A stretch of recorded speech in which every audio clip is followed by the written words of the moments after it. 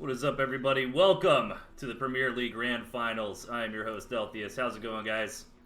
We have had a wonderful day of tooth and tail so far. Big shout out to all the players involved and all the various casters. We had Nicolaccio, Meek, and Ken. We had Kerpa and old P-Boop. I gotta get P-Boop to cast with me sometime, man. I never knew you wanted to. But alright. Alright, we got a big match in store for you guys. The Gentleman versus Arilou here. And let me go to there and we can look at some stats while I tell these players they are ready to start. So, very quickly, we've got Arilou, hailing from Argentina, 25 years old, number 1 on the KML ranking, likes to play with the keyboard, and been playing since 2019. And meanwhile, we've got the Gentleman, one of the old school greats from the country of France. And he is utilizing the controller, number 2 on that ranking there. Is this off just very slightly? It looks fine. Let me see. Transform, fit the screen. Alright, maybe I'm just crazy. Sorry about that. And the predictions are in Gentleman's favors. And to be honest, I'm really excited for this match. We got to see a lot of cool decks and compositions coming out in the beginner and intermediate league. I was a little bit surprised by the lack of moles. I didn't get to catch every single game. I was a little bit busy watching on my phone for the most part. But yeah, I was surprised to see a lot of tier 3, a lot of lack of moles, and I think it's going to be the exact opposite in these games. Maybe we'll see the Gentleman rock the wolf from time to time, but other than that, I think we're going to have some very tight timing attacks, both players with a lot of really good scouting, looking to take advantage of any tiny windows that they can possibly conceive. And let me let these players know we are ready to roll in the grand finals. After this, we're going to have a interview with the winner, and then we're going to follow up into the relegation match between Necromanticer and Big Pimpintosh. And here we go. We are live. We are ready to roll. We are hopping right into this. Let's see what these players decide to do. Gentleman does his homework, so I'm curious to see what he brings out against Arilou. Meanwhile, Arilou's one of these guys who really has a specific deck in mind. He likes a lot of his tier 2. And here we go, we're hopping right into this. Spawning on the right-hand side, we've got the Gentleman. And his opponent to the top left, Arilou. Let me just double-check my levels. Everything should be good. But as we're getting into this, looks like game sounds could go up just a smidgen there. Okay. And then I need to get rid of the stats. All right, now we're cooking. So Gentleman actually rocking Toads, which is an interesting pick. I wonder if that is maybe in response to large groups of moles, are obviously going to do well against chameleons.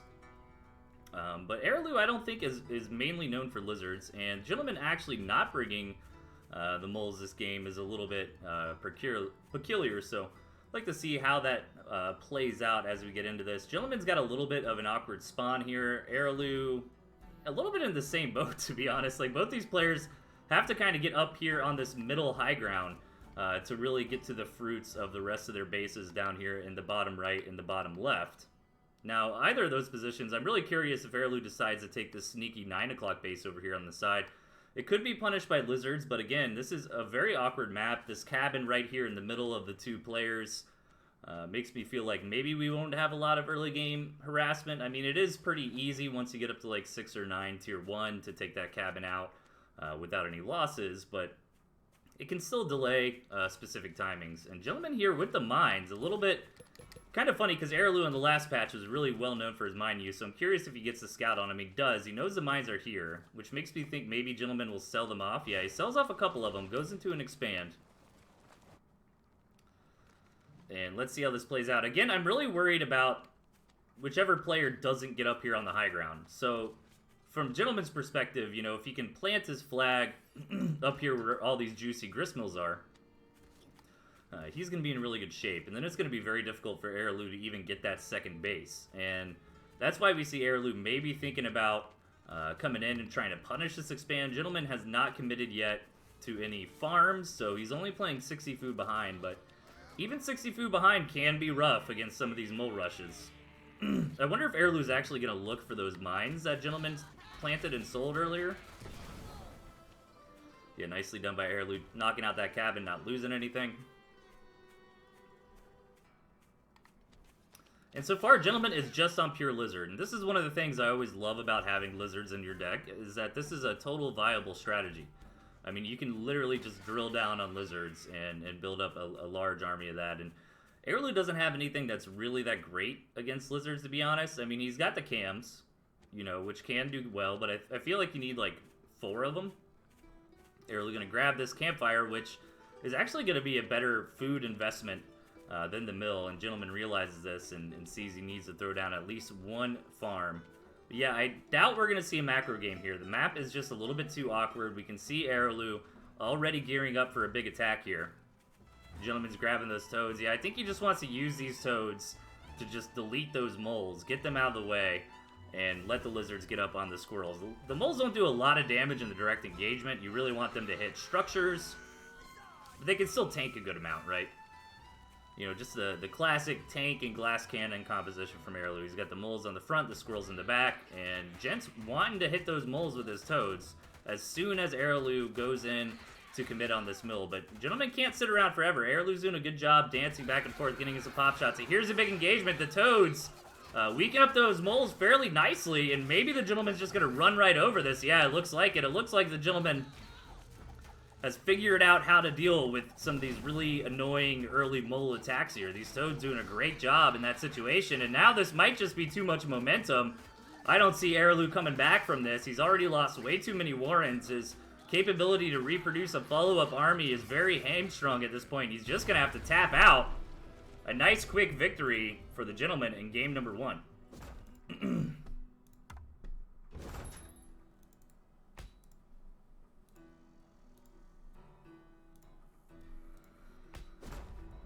Hope everybody's doing well in the chat. And this has been such a fun event, man. And I really love seeing all the community participation, you know, casting, streaming, organizing. It's always really great. At the bottom left, we've got Arilou. And his opponent to the right, the Gentleman. And yeah, Arilou realized, okay, man, Gent's bringing those toads to deal with my moles. So this time around, he actually techs out of them. Meanwhile, Gentleman's got the moles. Gentleman's got a very early game style here. It's kind of neat. You know, Gentleman is definitely a jack-of-all-trades kind of player. You know, he can rock any of the various styles. And, again, he's a very studious player. He's definitely done his homework. He knows Arilou likes his 4 tier 2 style. So maybe he's trying to get underneath it, right? Maybe he's trying to come in with all this tier 1 and hit before Arilou's really got a chance to build up those core tier 2 he's looking for. You know, we can see that classic this guy skunk push out of Gentleman with this composition, while adding in some toads to be a little spicy if necessary. A little bit of mole shenaniganery here in the early game. Arilou should handle this just fine.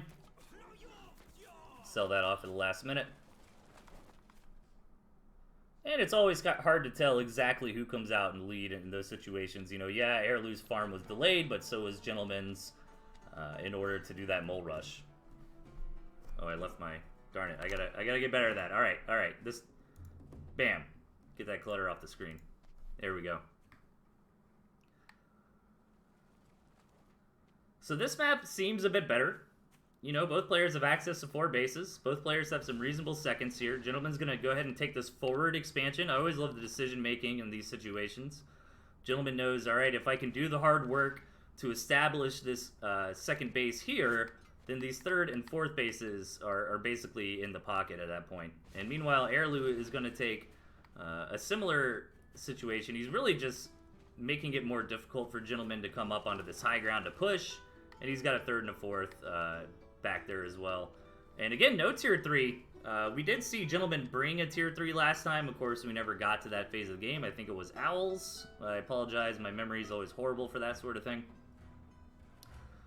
But yeah, I really don't suspect we'll see much tier 3 at all this series. These players are just really, really good at timing windows.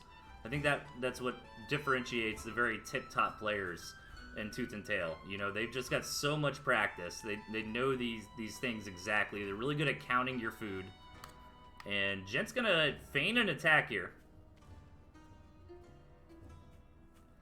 So it can be really hard to actually get that tier 3 up and running unless we get to an ultra late game, which again, it is difficult because both these players are constantly on top of scouting. They're looking for any little opportunity to come in. Oh, you built a couple too many farms. Oh, you got the 2 tier 2 when you should have just got 1. I'm going to come in and slap you down.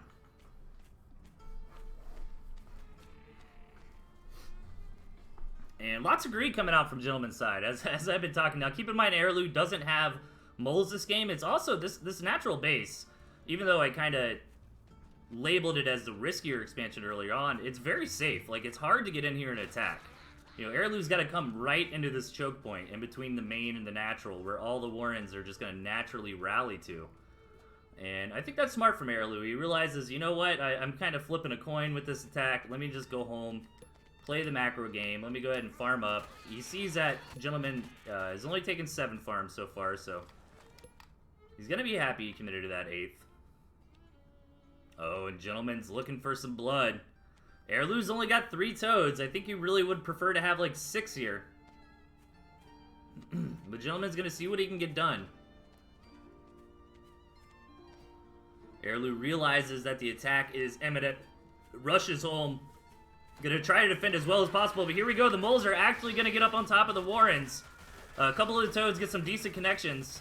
And so far, Arilou's doing well, but again, man, still 2 Warrens fall. Arilou will clean this up, and he will get the better trade. But his reinforcements are gonna be a little bit hamstrung. However, keep in mind, Gentleman did have to sell that forward mole Warren, so it's a little bit of a tempo hit. And both players realize, okay, after that little knife fight there, everything's gonna even out. And we're gonna move on in this game.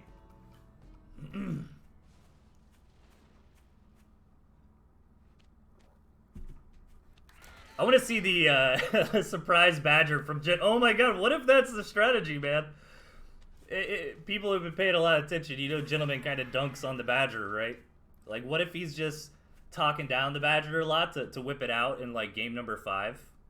You know what I mean? And just, like, blindside Arilou? That would be hilarious. Gentleman's already working on that 3rd base. Arilou's got his up and running as well. Just now going to throw down some farms.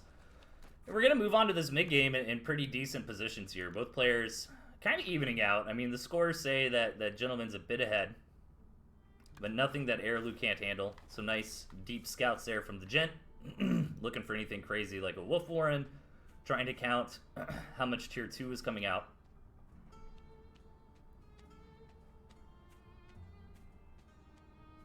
And we're going to get a little bit of a lull here. That 5-minute mark came and went, so those first base economies are going to get going down the hole here.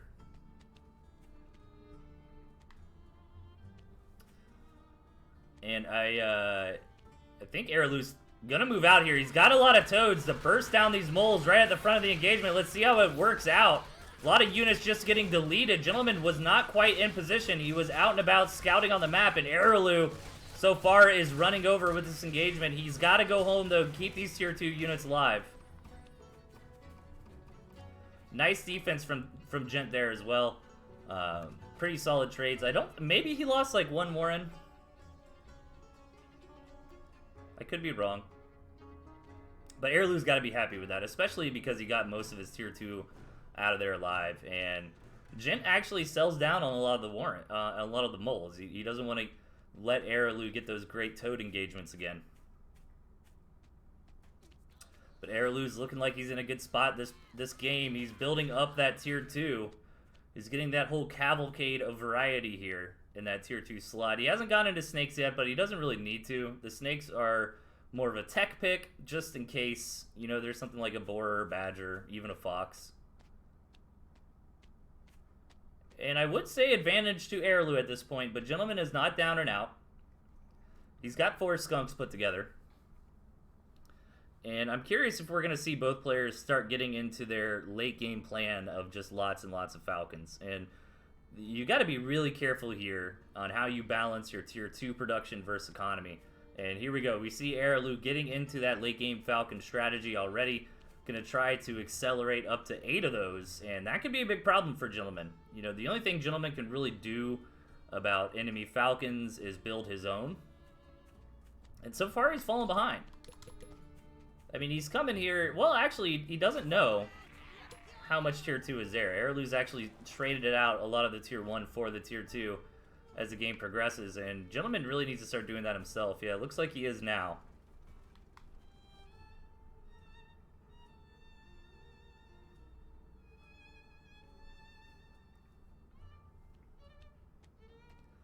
And Gentleman's starting to take a little bit of an eco lead, just getting that third base economy up a little bit faster. And we're evening out again this game as we're approaching the late game. It might come down to composition, but I think Arilou's going to have the window here, where he's just got a lot more Falcons than Gentleman does. It's not going to be a long window, you know. In about a minute, Gentleman's Falcon count will catch up. Both players looking for that fourth base now.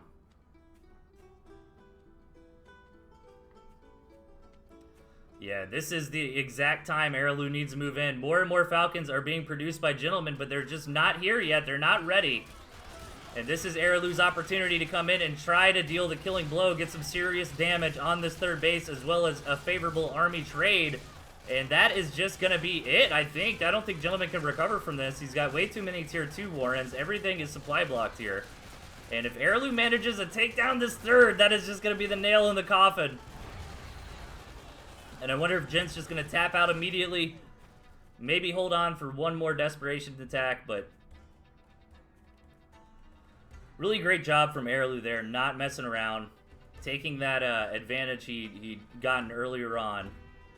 Smart decision-making on timing to swap over to the Falcons and utilizing that to push in. And now Gentleman's in horrible shape. He's going to try one more time. Maybe see if he can return the favor. Knock out Arilou's third base. Put him back on even footing.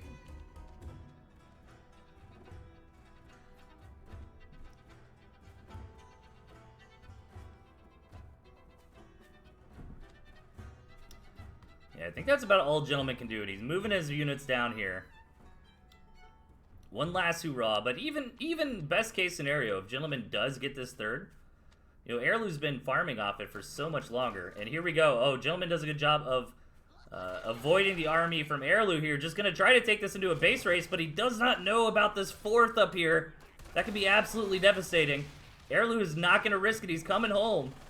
Gentleman does knock out that third base, but the question is, can he actually fight head-on with Arilou's army? I don't think so. But great attempt by the Gentleman here. You know, he definitely realized he lost earlier on when that third base went down, but this is a big tournament match. You might as well fight it out to the very end. Oh, man. Gent with the Gent plays. Let's see it. He does have moles. I want to believe. 500 bucks. It's a lot of moles. Oh, my God, Gentlemen. He's trying to do the runaround on Arilou here, man. He's trying to bob and weave, but he doesn't know about that fourth, which is the problem. His multi-pronged mole attack might work, but it's not going to matter even if it does. Arilou doing a great job splitting, by the way. Going to knock out that base, and fun attempt here from Gentleman. You know, you might as well give it your all here.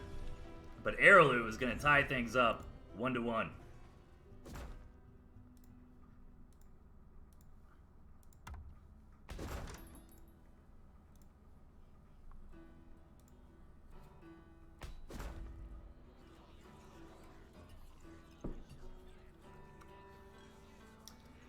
But the advantage that Gentleman has, I think, is,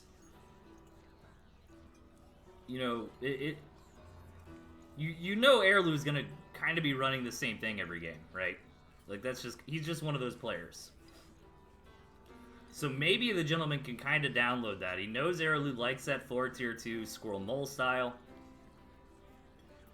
And he's trying to think. Maybe he wants the boar. Which, actually, if the Gentleman does commit to that boar, would be very beneficial, because Arilou is thinking, alright, Gentleman's not pulling out the tier 3. I don't need the snakes. So if Gentleman actually does decide to put a tier 3 in this composition, maybe a badger. Oh, Gentleman! Oh my God!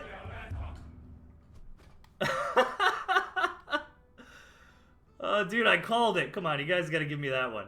You guys gotta give me that one. Gentleman down here on the left with the Badger, the unit he's been dunking on all season. Up top, we've got Arilou. Oh my God, Gent. Dude, I'm so hyped. Gentleman's already won this match in my mind. Even if he loses, he still wins. I'll still put the point up on the board for him. But you know what? Like, joking aside, like, this could work, right? I mean, Arilou doesn't have anything to deal with this Badger. He's got Falcons, which can get the job done. If you scout the Badger early, you get up like 4 to 6 Falcons. It definitely does work. It's a lot easier with snakes, though. Will we even see the Badger? I mean, he's got the Squizzard in the early game. But Arilou's got the Toads as well. No moles, no cams for those Toads to blast into here.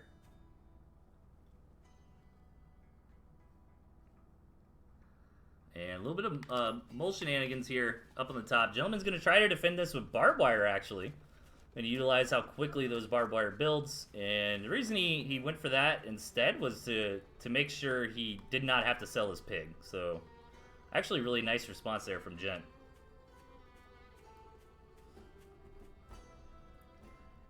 And Gent's going to open things up with lizards. I love the lizard opening. I can get a little too zealous with it on the ladder sometimes, but you know, you build like 6 or 9 lizards, and then you can go, you know, poke and prod on the map, try to look for openings, you know, maybe like run up over here and gank that warren or something. But I think where you get in trouble is if you build too many lizards trying to do that, right? Because if you end up, you know, taking a really bad trade with the lizards, and all of a sudden they can counterattack you. But I think if Gentleman, like, put down some squirrel warrens, as weird as that sounds, that would give him a lot more wiggle room to be mobile with the lizards on the map. Expansions down from both players. Gentleman actually taking his expansion in a little bit of a counterintuitive location. You know, he's got this wonderful natural that's just right here, and he's not taking it. Instead, he's going down south, and maybe he's setting up for a base trade. Couple ward wire. Great job on the scouting from Arilou. Sees the space. I was wondering if maybe he was going to throw down like a mole warren to just pick that off or something. But so far, just lizards. So as hyped as I was and still am to see the Badger come out from Gent, it's not looking like it so far this game. And I'm really worried about the pure lizards. I think Gentleman knows about the toads. I want to get a confirmation on that. But I imagine he's been scouting well enough to know about this. Yeah, and this is actually looking a little bit rough here. You know, only lizards to deal with these toads. You can micro around those toads and make sure they get engagements where they're only hitting like a lizard or two and not your whole clump. But keep in mind, even when you do that sort of thing, you're taking free shots from the squirrels as well. And I don't think Gentleman's even going to fight this. He's getting ready for a base race, which is very smart. And I love this mill from Arilou as well, up here on the natural. Just understanding, all right, Gent's going to base race me. So I've got this mill here, and I can leave my units here. And he can actually just really, if he builds a couple more moles, he could just use the moles to take out the main base. And here comes Gentleman going for the backstab here. Should have enough lizards to knock this mill down before Arilou's units get back. And Arilou actually did not do any counter damage. He tried to come home to defend this. And it was woefully unsuccessful here.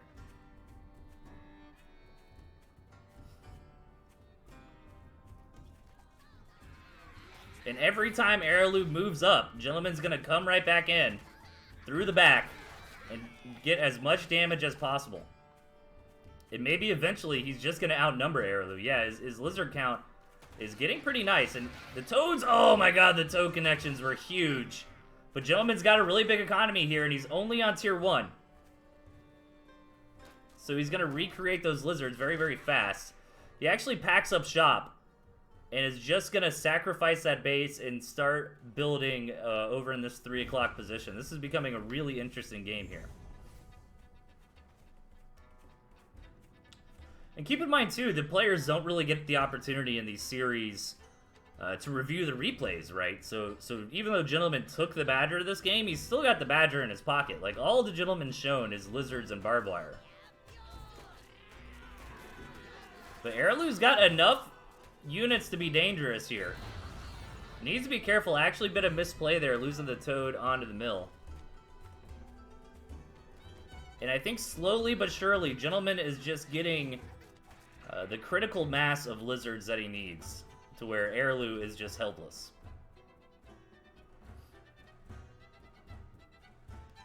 And I love this too from the gentleman here, taking his time, not overcommitting to this aggression, you know, continuing to farm up. Arilou actually has not found that base. He knows it's got to be somewhere, though. Moves his moles down south to take care of that campfire, but in the meantime, loses another grist mill.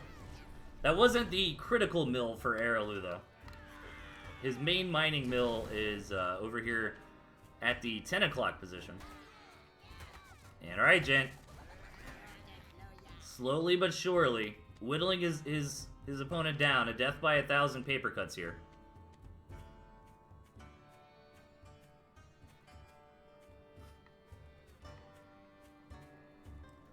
These moles are not going to be enough to deal with these lizards, and gent can pounce on these. They're so slow. But Arilou's trying to bait him into his toads. It's only 3 toads, though. I would love to see gentlemen just build, like, a couple squirrels, you know? They don't have the mobility, but they can really help deal with these toads here. And actually just going to sacrifice a lot of food and barbed wire to slow Arilou down slightly. And again, Arilou, with a bit of missteps there, detonating those toads onto the warrens. Realizes he's taking just too much damage, taps out. And we will move on to the next match here. Like I said, Arilou does not know that the Badger was a choice from Gent in that game. But Gent is not going to take it again. As we hop into, what is this, game number 4? The bottom right, we've got Arilou. And his opponent to left, the gentleman. No lizards this time. Some pretty similar comps here. Very tier 1, tier 2 heavy. Gentleman is opting for the pigeons, though. Could come in handy against the snakes, but again, we might not actually end up seeing the snakes from Arilou, since they're probably there just as like a Swiss Army knife unit. You know, just to make sure you don't get blindsided by tier 3 and that sort of thing. Pretty even map, I would say. You know, gentleman can start expanding up north, Arilou down south. I think maybe I like it a little better for Gent, but not by enough to be of any significance. Also, these cabins in the middle might slow things down. But again, I don't think that's going to stop somebody if they really want to attack, if they really want to be aggressive. You know, they can take a couple hits from the cabins, clear them out, and be on their way.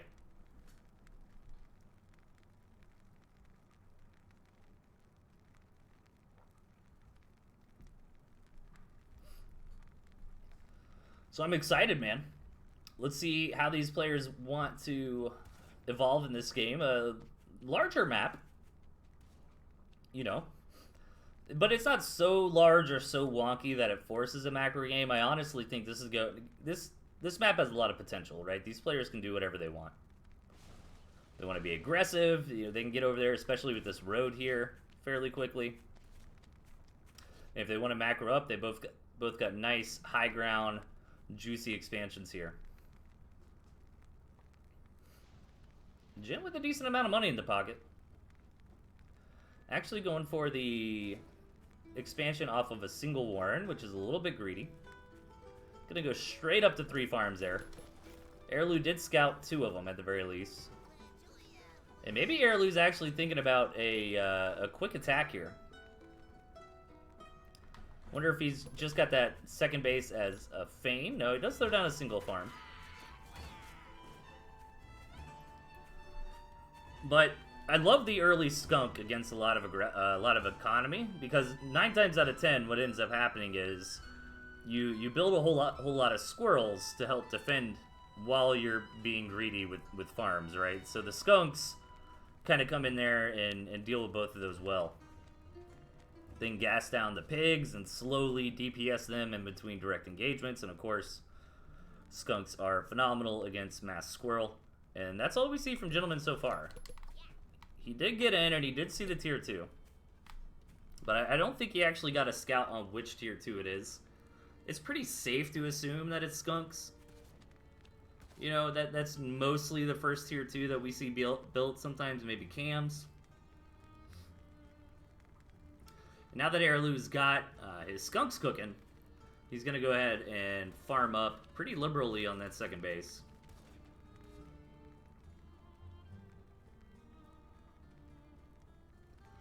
So this is turning into a really interesting match. You know, I figured maybe Arilou wanted to attack with that quick tier 2, but he honestly, like, he sits there and farms up, and I like this a lot because Arilou's still getting the moles. He can still be aggressive, but he doesn't have to hard commit, right? He can pull back if it's not going his way, and even if he doesn't get that critical damage in on the second base, it's alright. He's got his own economy up and running, and Gent is already going into that third base. Snakes coming out from the Gentleman to try to deal with the enemy skunks. It's definitely a great remedy, but it's easier said than done. You know, you want to be microing with your skunks to get proper gas clouds on the enemy squirrels, and you want to be microing with your snakes at the same time to get those tags on the skunks. I definitely would prioritize the snake micro because the skunks are, in general, they'll do a good job even without control of getting that gas down. But Gent's actually not committing to a whole lot of squirrels here. He's only got 6, and instead he's building into moles and getting into double skunks. And 4 skunks coming up for both sides. Very, very powerful composition. Like, even into the late game. And speaking of late game, that looks like where we're going to go on this map. Both players getting those third bases up and running, and it's going to be a tier 2 war. And these comps are very, very similar. The only difference is the chameleons for Arilou and pigeons for Gent. But again, as we saw in, I believe it was game number 2, you know, Arilou's getting that Falcon transition jump, which I think is really what won him the game. You know, both players realized, all right, it's the late game, I got to get into Falcons, but Arilou was just faster, and he was able to hit with 6 or 7 Falcons when Gentleman only had like 3. But this time around, Gentleman's not slacking in that regard. He's got his own Falcon production up and running fairly nicely. That window where Arilou will have the superior Falcon count is going to be smaller, but it is still a window, and Arilou is really, really good about smelling the fresh air coming in from open windows, but his commander actually went down while he was scouting, and he rallied his army over to the map. Absolutely devastating loss here for Arilou. Ends up not being as bad as I just said. You know, he lost like a skunk, maybe a falcon or something, but still, man, every piece of food really, really matters in these top level games. That was definitely a blunder from Arilou, but keep in mind Arilou still has a superior falcon count here, which I think is what the most important thing is. Gentleman does have a lot of falcons on paper, but it only actually has 3 up here on the front lines, and they're all starting to go down, and Arilou takes this fight with flying colors. Gentleman gonna have to go back home with his tail between his legs. Looks like, according to the graph, Gent got some decent blows in as well, but it looked very Arilou favored to me.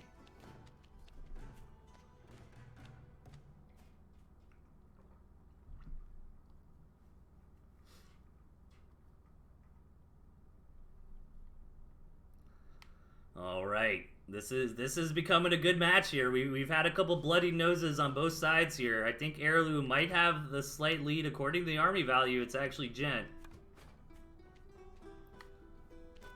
But I love this phase of the game. I love when players start thinking about selling off superfluous tier 1, getting into more and more tier 2. This, of course, would be where the tier 3 would be coming out if we had any. Oh man, beautiful engagement there from Arilou, just sniping a skunk right at the start. But Gentleman's still got a lot of forces here. So much skunk gas on the ground, but keep in mind there's not a whole lot of tier 1 there regardless. And Gentleman's going to clean this up. These pigeons coming into play quite nicely, actually, helping to keep a couple of those falcons alive against the snake poison. Oh man. All right, this is really fun. This is where both players have to decide what to keep and what to sell. You know, you've been building up to these big armies all game long, and you simply don't have the income or the raw numbers of money, I should say. I guess the income is still kind of there to re-support that entire army, right? So you gotta sell off a couple warrens, but the incomes are still really strong right now. I mean, we've still got 3 mining bases here from both sides. Arilou's actually just working on that 3rd right now. And, you know, I typically don't comment on this kind of thing because it's not relevant. But Gentleman actually got the 5th mill in the split. You know, I was saying it's a very even map. And I still stand by that because 9 times out of 10, it doesn't matter. But this is that 1 time out of 10, right? Where we actually have this big, long macro game where we go beyond 3 or 4 grist mills. And Arilou's got to start considering that, you know. Gentleman can hang out. Gentleman can just wait. Take that 5th base, eventually just out-muscle Arilou in the ultra-late game. Where Arilou's got to figure out some takedown here. He's got to figure out the killing blow to get in there before he just simply doesn't have access to as much money as the Gentleman does. We're not quite there yet. You know, it's still a couple minutes down the road. But it is a glooming doom here for Arilou. And he's going to come back in again. Lots of moles here from Gentleman to tank some damage on the front lines. A lot of skunk gas going down on both sides, but I think the real story here is the Falcons and the Snakes. And again, with all these pigeons supporting in the back, you know, Gentleman's going to clean this up. He's going to try to chase down some of these units. But another pound-for-pound trade for the most part. Gentleman taking a little bit of the better end of that bargain there. But again, I don't want to sound like a broken record, man, but this 5th base that looks like Gentleman's coming to get right now, I mean, that's going to be the nail in the coffin. Arilou's got to figure out something clever here. You know, he's got to bob and weave. Maybe feign an attack over here while he's sending in moles to knock out this 5th base at the same time. You know, he's got to do something like that. He cannot just sit around and keep throwing armies at the Gentleman, which so far has worked out okay. And Gentleman's feeling confident, actually. He's not even going to rely on that 5th base. He's going to move in. He's got so much tier 1 now, actually. I wonder if he's thinking maybe Arilou would tech out of the skunks, but Arilou's actually still got 4 skunks on the board. Going to deal nicely with that tier 1, but one of the big advantages of tier 1 is just how fast it rebuilds, right? A lot of times, especially these big tier 2 heavy armies, after the big trade, you know, you're just sitting there in the red, and you can't actually produce anything. Tier 1 alleviates that because they will just keep churning out and let you get that follow-up army up and running so quickly to do maybe a devastating counter push.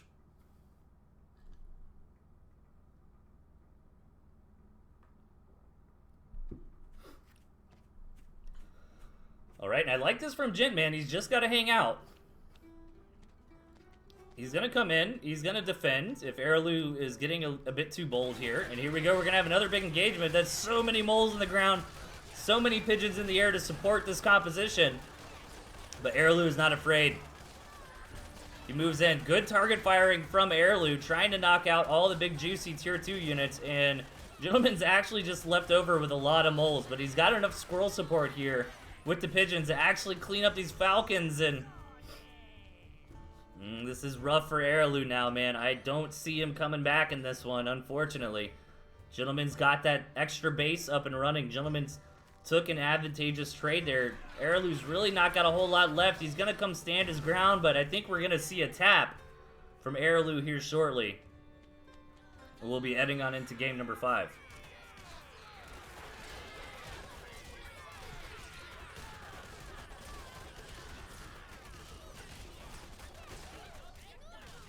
Just some wonderful brutality. Almost said butality. Brutality's not a word, is it? I was surprised to find out shenaniganery was a word. Because I kept saying that, and it was actually somehow correct.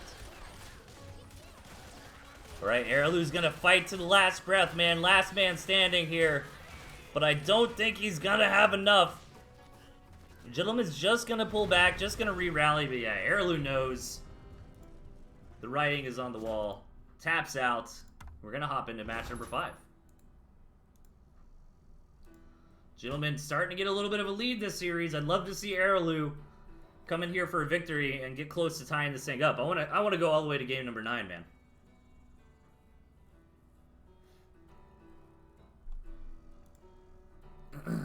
Gentleman requesting a little bit of a break. So I will take one myself, guys.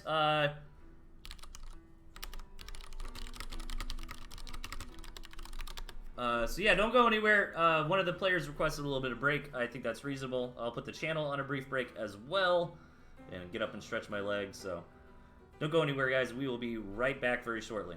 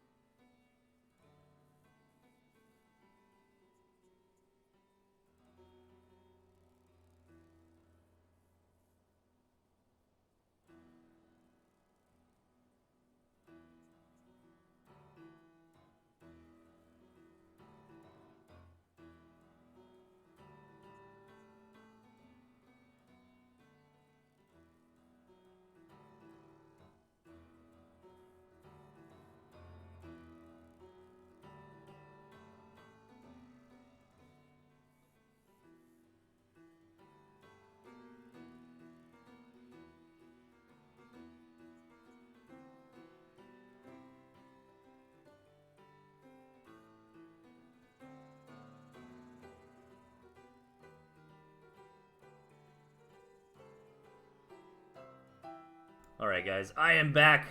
Okay, gentleman's ready too. So we are ready to roll. And again, man, I'm super excited for this. I love to see the scene nice and healthy. I mean, I don't think I'm exaggerating very much to say in TNT Championship 2020.2, we probably had about 100 people involved, right? When you count up all the organizers, the guys behind the scenes, all the players in the various divisions. I mean, just wonderful turnout. Everybody's streams have been getting so much great viewership. And by the way, like, we've had so many phenomenal casters really throw their names in the hat as of late, which I absolutely love to see. And over on the right, we've got the gentleman and his opponent to the left, Arilou. It's very, very important, man, to get, like, the more Twitch coverage we have, the better it is for the game. I can't stress that enough, you know. And seeing all these different guys coming in, starting streams, starting casting, it's really, really cool. Because, you know, even as much as I love casting, you know, I can't, I don't have time to cover everything, and, you know, and it's super awesome to see other people are interested in doing it as well. And we got a nice big macro map this game by the looks of it. A little bit of mole shenanigans here. And what else is going on? So, as TNT Championship is wrapping up this season, I'm sure there will be another one. Gentleman's got his Season 7 of his 21 series.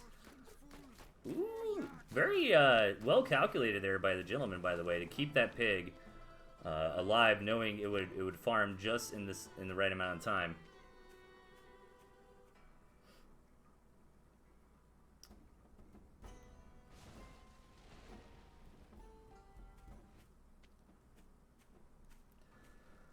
So yeah, I don't know. I don't really know what my point was. I'm just very happy. The scene is doing so well, man. So many people are interested in organizing and hosting and casting and playing. You know, we've got the FXB guys coming over from StarCraft 2.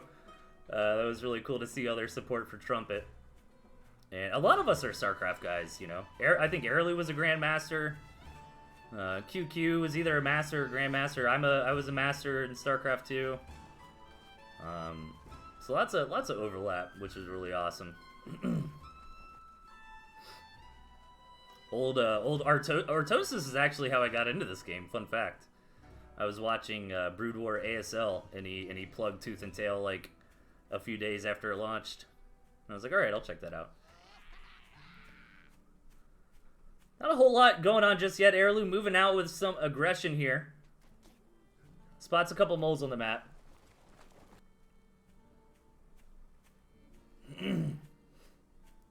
Yeah, we still had like 50% of the beginner games on Casted, says Sassy Marquez. Yeah, so there's always room for more, man. Definitely always room for more.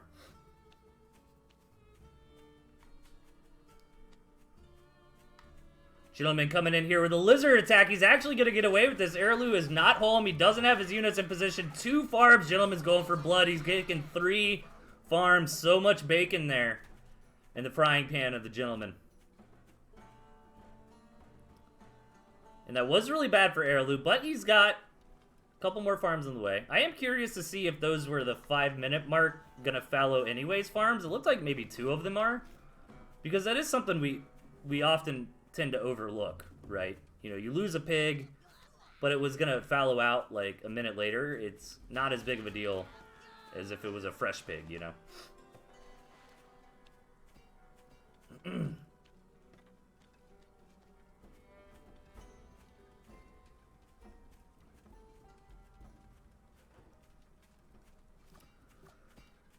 Yeah, guys, Magnificent 21 is coming up very soon. We need to sign up for that as well. I think we've already got a lot of sign-ups, so I'll hype that up maybe a little more later.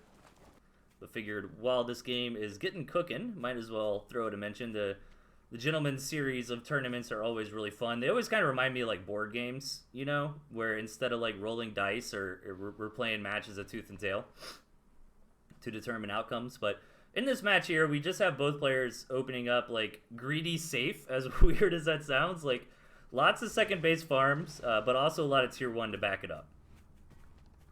You know, this is something that can get punished by, like, board pushes. Or, oh, man, gentlemen, fool you once, shame on me. Fool me twice, can't be fooled again.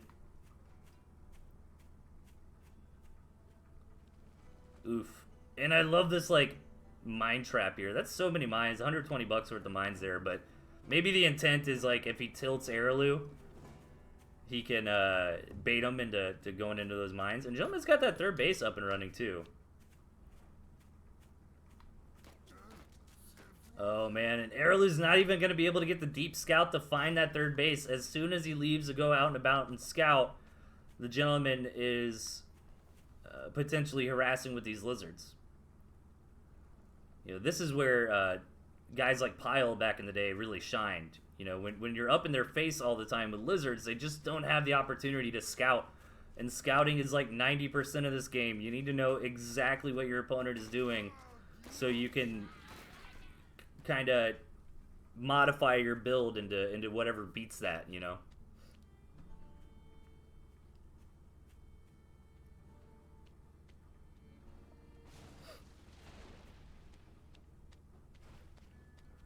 Gentleman getting double owls up and running. And again, with all this lizard harassment, Arilou just hasn't been able to get back there and scout it. He hasn't scouted the third base. Maybe this time around, Arilou will see it. I love this unit positioning from Arilou, though. Moving his units up. Okay, now I can go scout, and even if he tries to attack with the lizards, I've got some units in some decent spots. But these skunks, I mean, they're not going to get the job done. The lizards will just run over those skunks.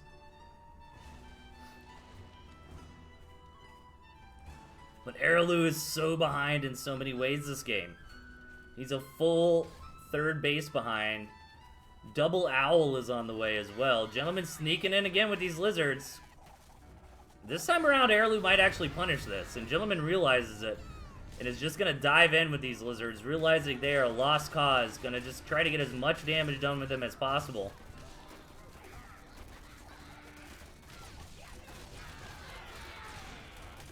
That's some decent damage at that, you know. Picks off a Warren, gets some good scouting, a pig or two. So many toads, Gentlemen! Oh my god, the gentle strats are real, dude. Double owl, 12 toads, let's go. Arilou's trying to push in, but man, I think the Gentle Con has just gone on for too long. That third base, way ahead in economy. These are always some of the worst games to lose to. You just feel so helpless. Like, when you're like, okay, you're doing like the math in your head, you know? And you're like, alright, he should have about this. It's like, how does he have so much? He hasn't been trading that well, has he? It's like, no, because he's got this third base you're never able to see. And this is just lights out for Arilou, man. I hate to be that guy. Try to keep it hyped up as much as I can, but I also can't lose my nerd cred, you know? I don't want the guys in the chat. Adultius doesn't even know it's over. I'm just messing around, man. I'm a little caffeinated up.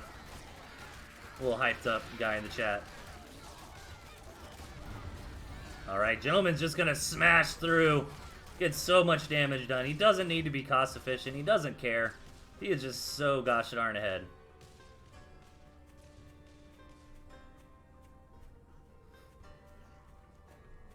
Cool to see the Owls in the game. Arilou realizes it. And might be a bit tilted here, which is not the time to be tilted, man. Gentleman with the 4-1 lead. This is where we need Arilou to bring it back, and Arilou is definitely strong enough of a player to do so, man. He's got the moves. His moves are not weak.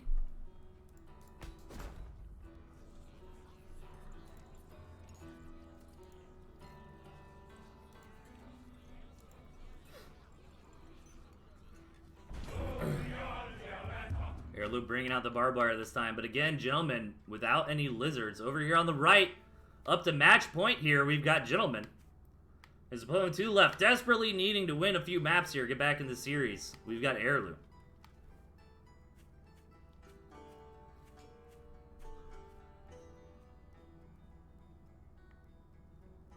Pretty even map overall. It's kind of interesting. Gentleman, by the way, with a little bit of mole harassment here. And go back to my premium map analysis in a second. Ooh, the barbed wire play is very nice. So, I like this map a lot better for Gentleman in the early game, right? Because he's got this high ground. It's a little bit awkward for Arilou to attack into this. But, at the same time, if this game does start dragging on and getting longer, it is much better for Arilou. Because he's going to have access to 5 mils versus 3. And Arilou rocking that barbed wire this game. In order to kind of counter the lizards from Gentleman, which Gentleman switched out of.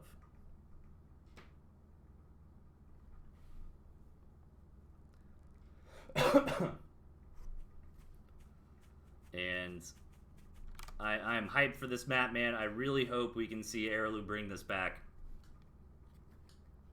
I know he's capable of it. You know, this is where tournament player versus ladder player really starts to come out, man.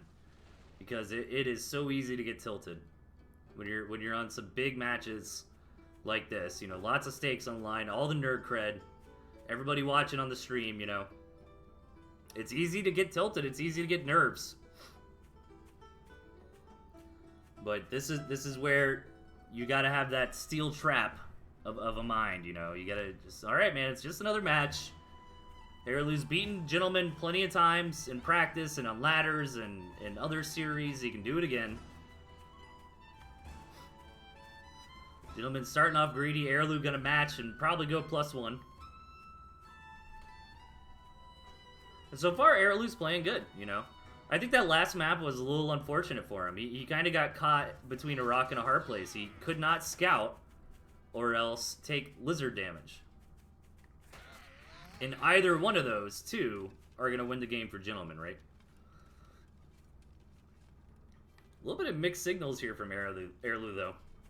Throwing down barbed wire and moles. Yeah, sell off that wire. Oh, Gentleman just going straight up to 8 farms. Let's see if Arilou can get that read. Yes, he does. He knows what the plan is.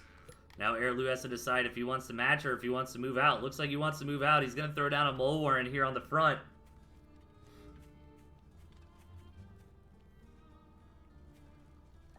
And he needs to get some value here. If he doesn't, the Gentleman is in a great position. But not so bad. I mean, Arilou does have... He's only missing 2 farms, right? And yeah, Gentleman's going to hold, man. Defender's advantage is real. Gentleman had his own moles. Oh, but as I say that, more and more reinforcements are coming out from Arilou. He's going to keep going, but I think that follow-up was incorrect. I think he needed to move out when he first gut intuitively was going to. And Gentleman's coming in for the follow-up. Arilou's down a little bit of tempo because he had to sell that frontline mole warren. Gentleman is going to get in here. Arilou does not have a lot of units right here, right now to fight. This could be the Gentleman's opportunity to just straight up win the game. No, Gentleman's going to pull back for now. Gentleman realizes he's got a bit of a lead here. You know, he doesn't want to throw it. He doesn't just want to scoop up that lead and get rid of it.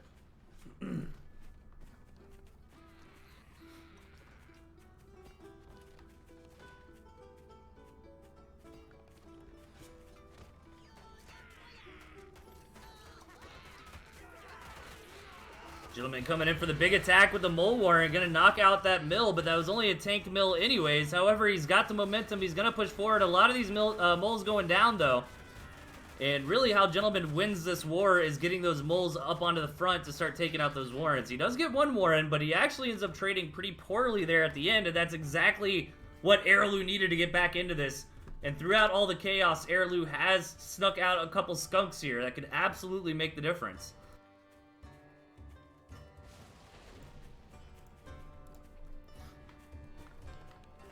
Alright, one skunk is on the front line. Maybe Arilou's waiting for that second skunk. Gonna do a fantastic job against these moles and squirrels of Gent. And Gent's not gonna wait around. He's moving forward. All these moles in the skunk gas, though. I think Arilou is gonna take this engagement. He needs to get the skunk gas a little bit further forward onto those squirrels. Gentleman's got his own tank mill here. But Arilou busts through. This is what we wanted to see, chat. We want to see an Arilou win here so we get more games this series. And so far, it's looking good. Arilou's got to get a little bit further to that soft underbelly of Gentleman's base. He's got to start dealing some damage to the Warrens. That's how he's actually going to win this game. Both skunks are still alive. No pigeons here to heal on the front lines, but good micro from Arilou. Keeping those skunks up and running, and this is just too much damage. Gentleman's going to tap.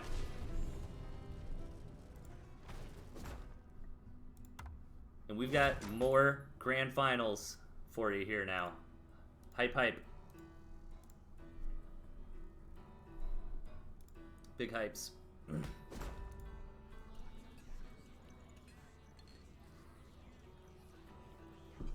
Where are the deck choices going to be this time around? Arilou typically sticks to like the same 5 core. And kind of techs in that last 6th unit as needed. Still gonna go with the barbed wire this game. Bottom, we've got Gentleman. And his opponent up top, Arilou. And Gentleman's actually got the snakes. So very similar compositions here. Just minor variants. Ooh, this map is kind of awkward, to be honest.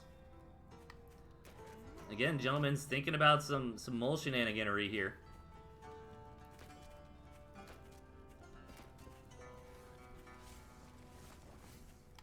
Gonna back it up and take it home. So this is a weird map. This middle base is gonna be hard to maintain. I mean, Arilou does have the barbed wire, which does help. The moles can crash through that, but it's still cost efficient for the barbed wire player, even if the moles do end up taking it out, because the tanking and slowing down of the army that those wires provides.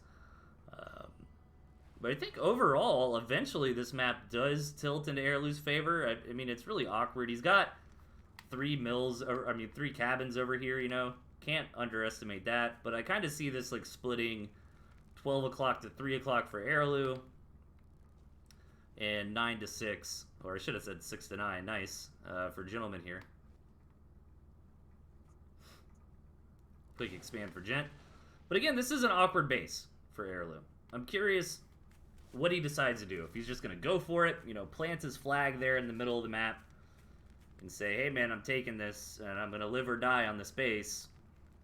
Or maybe he's going to be sneaky, take this 3 o'clock base. He does have some like nice natural defense, you know, for that hidden base in the 3 o'clock position out of those cabins if he does choose to go that route. But honestly, I don't think I would hate to see Arilou really just try to get this middle base because he's got barbed wire. But no, Arilou's actually just going to be offensive here. Good sell on the farms from Gent. Building his own desperation moles, but Arilou's got the tempo. He's got more squirrels right here, right now, but Gentleman does have the defender's advantage, so even though Arilou does have a higher squirrel count on paper, he doesn't have them all here on the front lines. And keep in mind, this is rough to attack into because that mill is going to tank a lot of damage.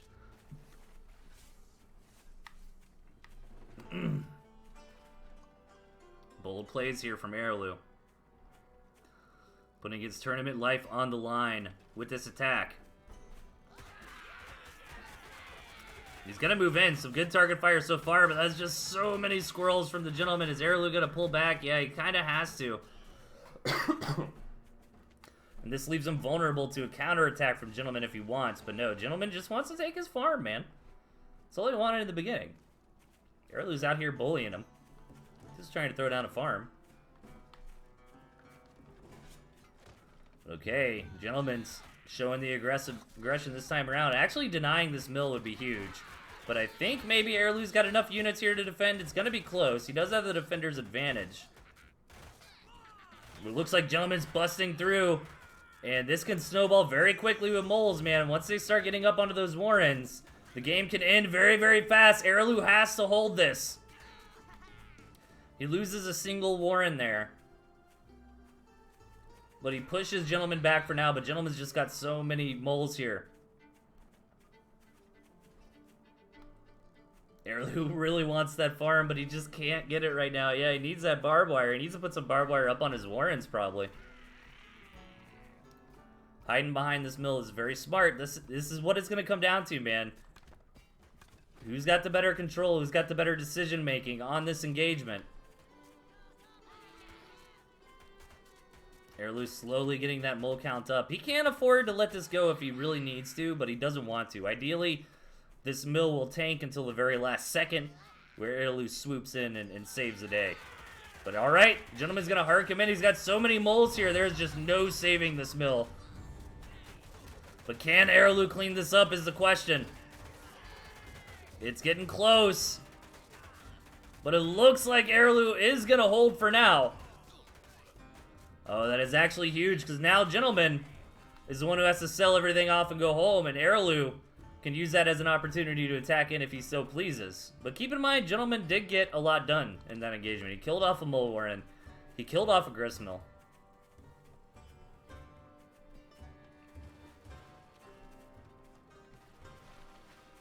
And Gentleman did sneak that 5th farm up. I'd love to see Arilou really utilize these campfires over here, man. When we're so clutch like this, you don't want to waste that 60 food on a mill when all you can really put on the mill is like 1 farm anyways. He's actually going to do Bofa here, which is a little surprising. I figured he would save the money from the mill.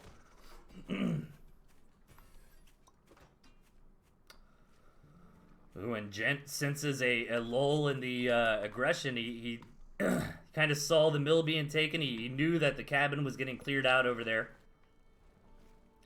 Decides he's got a chance to get out some skunks, but very smartly, Arilou also getting into some skunks of his own. So we are going to stabilize here after that very close, intense early game into a proper mid-game maybe. Arilou's thinking about moving out again.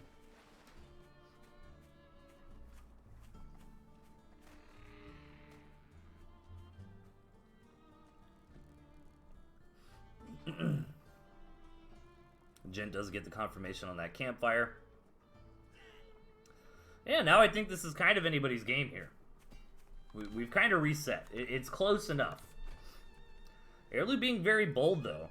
Going up to 3 additional farms if you count that campfire. And that is the kind of economic lead that can really just win you the game, but it is quite risky. And Arilou decides, too risky for now. Sells off those additional farms. And it is kind of getting ready to hold here. The skunks are out for Gentleman, and he's got the pigeons, which can make an absolute huge difference in this fight. Only 1 skunk on the front line for Arilou. He desperately needs to rally his second one. Luckily, that tier 2 warren is just right there next to the front anyways, and here comes the Gentleman. Oh, dude, I can't handle it. It's so tense. They're so close. Are the pigeons going to make a big difference here? Both armies are starting to clash, and either player really diving in onto the skunk of their opponents. I think Gentleman came out on top on that one.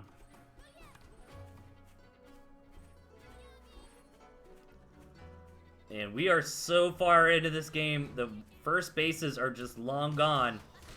And that extra campfire that Arilou has could make a big difference here. Ooh, catching Gentleman's skunks out a little bit, but those pigeons really saved the day. Gonna land into the water, though. Oh my god, that one skunk gets so low, but it's gonna live for now at 2 HP. Arilou really, really looking for that tier 2 kill. Gonna slam in, but both players are gonna barely make it out. This map is insane, dude. This is one of the craziest games I've seen in a long time. I'm just being so close, man.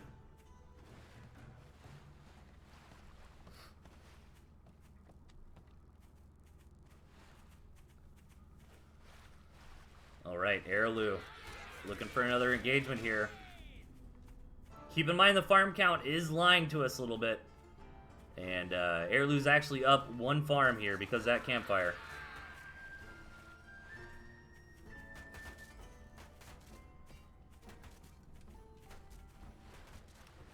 And what's going to be the move? Arilou trying to plant his flag out here in this territory. He wants Gentleman to have to come in and fight him into the water.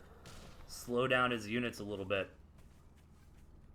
And this is very tense for both sides. You gotta make very difficult decisions here. Can I sneak out an extra farm? Do I need some more moles? What is the exact right use of my money? Gentleman trying to get in that skunk gas harassment. Oh, but is he gonna lose the skunk? He gets so close, these pigeons. Really paying off for Gentleman, but Arilou is gonna commit in. Changes his mind and goes home, though. He's got that bridge to help get his units out. Gentleman is actually running low on tier, what's the word I'm thinking of? Core tier 1. And dude, these pigeons has saved these skunk butts so many times this game. Good lord.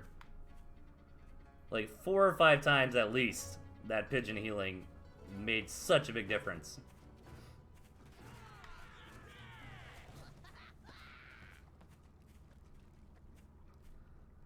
Alright, again, Arilou still just a little bit ahead on economy. Oh, he's gonna find a window to get some value here. Takes out a mole, and he's gonna commit onto the farm. And he does get the pig, which is huge. But now he's gotta deal with Gentleman's army. Gentleman is hesitating if he wants to actually hard commit or not. Gonna pull back into this water. Both players kind of clashing heads like budding rams and then backing off for a minute. However, mission successful for Arilou there. He traded efficiently enough. He killed a farm, and he got back home. Really, really impressive that neither side has lost the skunk, by the way.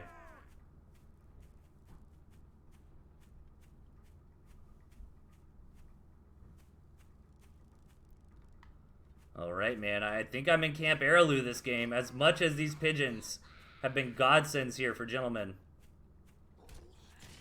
Arilou is boasting the economic advantage, and Gentleman's thinking about a hard commit here. Arilou looking for the right angle. He's going to commit onto one of those skunks, but good micro from Gentleman, pulling it back just in time. Losing a lot of his other units, so Arilou skunks are also getting low. We might actually see a skunk death here, 2 HP. Oh my god, Arilou desperately needs reinforcements. Now Gentleman's time to strike and try to get some of that bacon. Gotta be careful with these skunks in the gas. One skunk goes down, the other skunk was about to die, but Arilou sold the tier 2 Warren.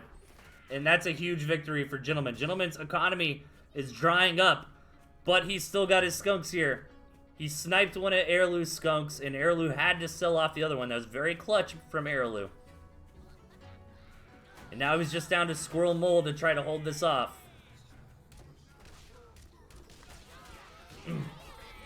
Get some decent damage on that skunk.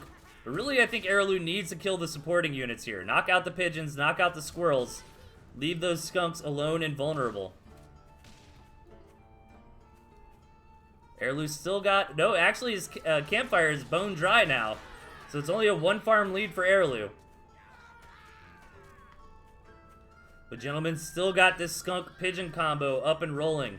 Other than that, he's lacking a lot of tier 1. But you can get quite a lot of value out of this skunk pigeon.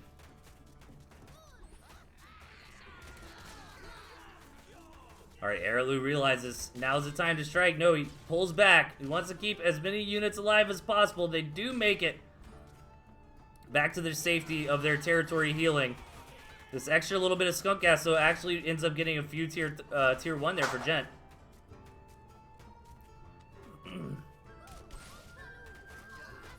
Oh my god, those skunks are getting so low. Arilou thought about the hard commit, but is gonna pull back. Only the squirrels left. Gonna have to sell down a little bit. This game is so close, you guys. Oh my god. But the tech difference here is really in Gentleman's favor, but he doesn't have a lot of those supporting units left. And Gentleman very soon is not going to be able to rebuild this stuff. You know, he's down to 1 farm. Even trying to reproduce tier 1 at this point is a chore.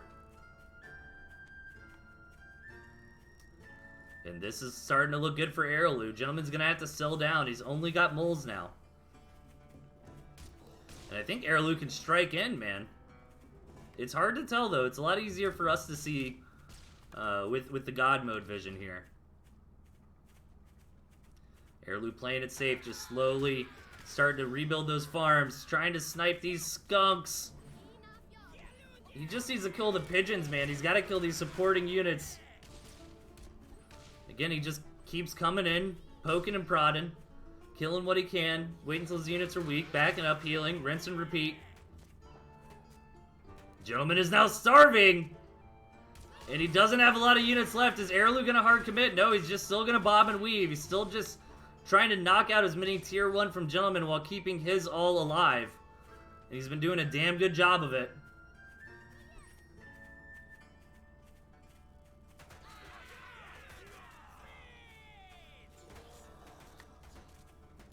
And this time around, maybe the skunks are not gonna win.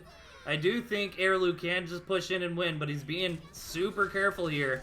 And that is going to be that. Gentleman's going to have to tap after losing these skunks. And man, what a close back and forth match. Holy moly.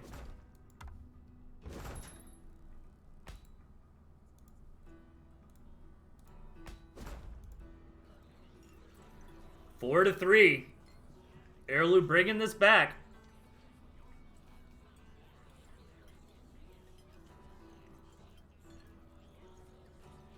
Let's see what the choices are. Arilou's always got that like same 5 core, but let's see what that 6th pick is gonna be.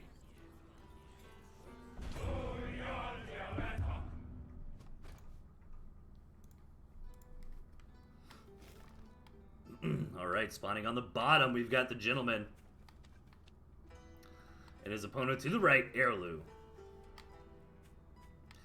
Man, this is kind of hilarious, right? Like, look at how big and macro this map is. And these guys are just in spitting distance of each other. I really wish we would have seen Gentleman spawn, like, over here, you know? Could have made for a really late epic game. But this probably favors Arilou, to be honest. You know, Gentleman teched into the owl this time around.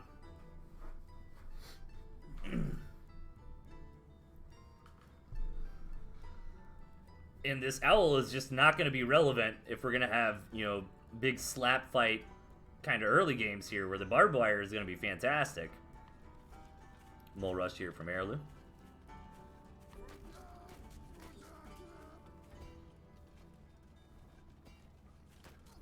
These mines actually are a little too late, aren't they? Even though they were late, they still... I mean, he lost 40 food doing that, but he prevented the farm from getting canceled, so...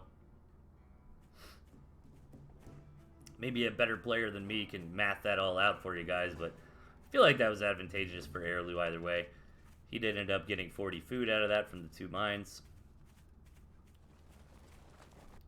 Man, I am so worried about this game. It's a shame. Look at this beautiful map. It's so huge. And then they're just right here.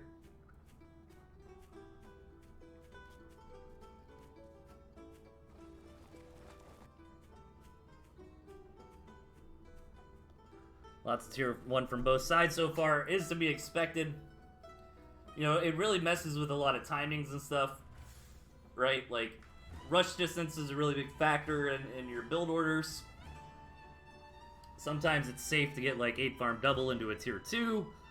But in situations like this, if you tried that, your opponent could just build moles and kill you. Look at this hidden base over here from Gent. At the 9 o'clock, Gentleman realizes this is where he was supposed to spawn. And he's going to start making his way downtown.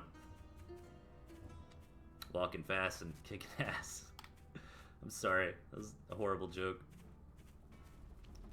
I'm full of horrible jokes, you guys.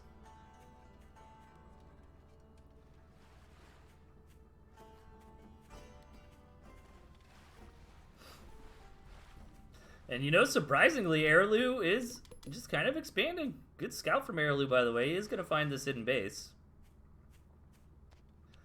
He's going to say, uh-huh. See what you're up to.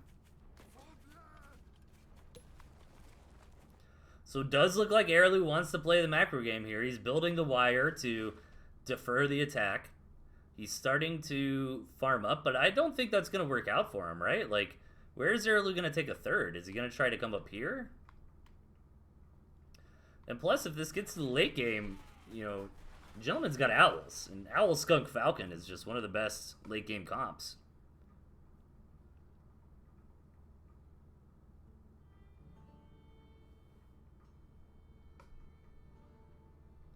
But we'll see. You know, just because Arilou's macroing up right now doesn't mean he wants to take this into the ultra late game. He might just want to go to a mid game. You know, get a 2 base saturation, get up all of his juicy tier 2, and then put the pressure on. And it's hard for Gentleman, because even though he's got the tier 3, Arilou is really good with scouting, and he's going to know when you build that tier 3, and he's going to come in and punish you for it.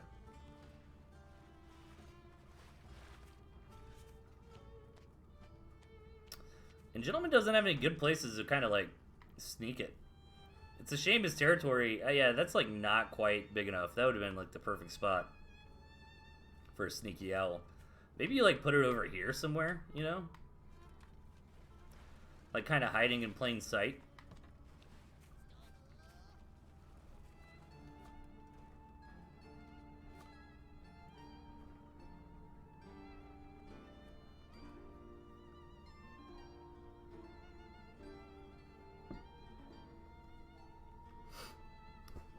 So far, just lizards from Gentleman here. I like that. He can utilize some of the awkwardness of this map. You can even sneak through right there, can't he? I think so. I think he's just got that opening. Try to backdoor. Arilou, move around with the chameleons a bit. We'll pick up some mines, do a little bit of harassment. Gentleman already on 3 bases. Has Arilou scouted the third base economy? Not quite yet. He knows the mill is up. He doesn't know how many farms are there. And Gentleman's just getting swole, man. Building Lizard Toad. You're going to pick up this game. Oh, very good job from Arilou. Microing that, just utilizing the mini-map there. Alright, Arilou's not messing around. He's looking to punish Gentleman for all the greed here.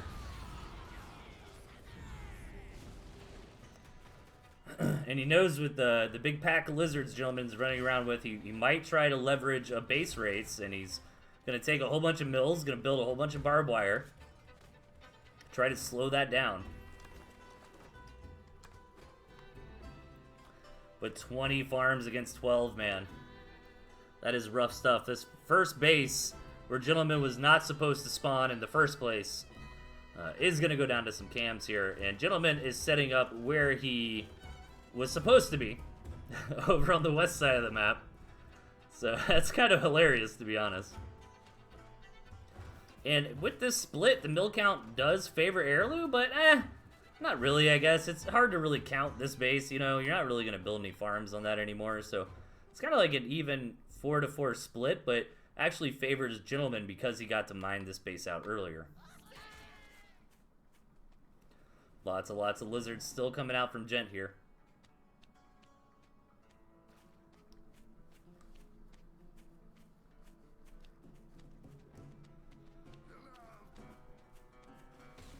Arilou finally starting to get a read on how far behind he is on economy. I love this utilization of the chameleons, man. A little bit greedy there. Really wanted to get that kill on the mill. Is he going to get them all home? One of them dies. Oh, but they end up getting revealed by the big mass of lizards. The Gentleman's going to crash through, but a lot of his units are starting to get deleted. This is actually a good engagement for Arilou here. Gentleman's got nothing left. But he's on 23 farms and nothing but tier 1. So, trust me, Gentleman's army is about to be right back out in no time. Jeez, just the economic lead Gentleman has right now is insane. Like, I guarantee you, he doesn't even care that he took that fight so poorly. Like, look at this. He's already got a whole another army. But Arilou's kind of got the special ops units here, man. He's got these big, expensive units he can't afford to lose. They take too long to rebuild.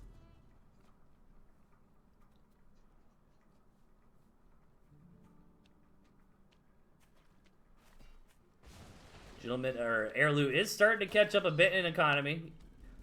I like that he's kind of spreading out his resources here. A couple farms on this base, a couple farms on that base. And he's looking to attack, being careful. I like how he's getting these cams out on the front line, but he might actually get caught there. Good pullback from Arilou. And here's the owls from Gentleman. This is the time Arilou needs to get something done. So many lizards here, though. Gentleman is going to lose quite a bit, but this time around he doesn't have the wiggle room to wait for these lizards to rebuild. Arilou is smashing through. Oh my god, are we going to have a game number 9 here?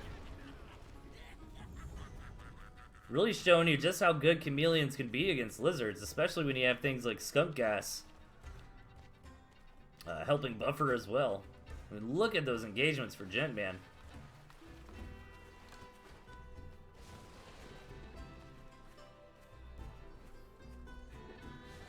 The skunk chameleon combo is just doing fantastic. The Gent's getting desperate. He had to sell off those owls, of course, to rebuild what he can, and now he's just going for the base race. He realizes he tried twice. He's not going to beat Arilou's army. Backdoor incoming. Arilou's going to try to ward this off.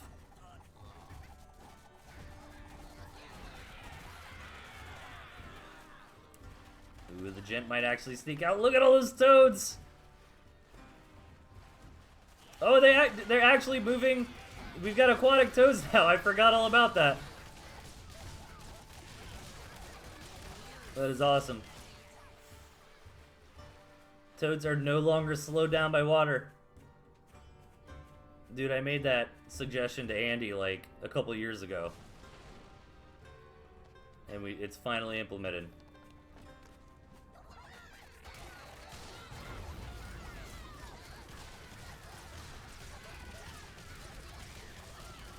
Yeah, Gentleman, this is just not working out, man. He keeps trying wave after wave. He did pretty good job last time, but getting into that back door, getting some work done. But I think this is the killing blow. I think Arilou's going to move in and tie this series up 4-4. Gentleman's going to give him the runaround one more time. Going to get a face full of barbed wire, though. Going to have to try to bob and weave around it. And he just doesn't have enough forces left to actually knock out this mill before Arilou's army can come defend it.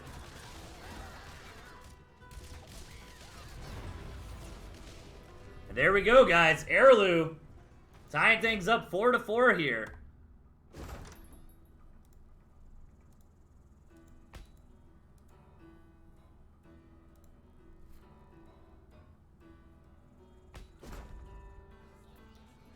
What is going to be the penultimate deck compositions? Will we see the Badger from Gentleman? We do know it's his favorite unit.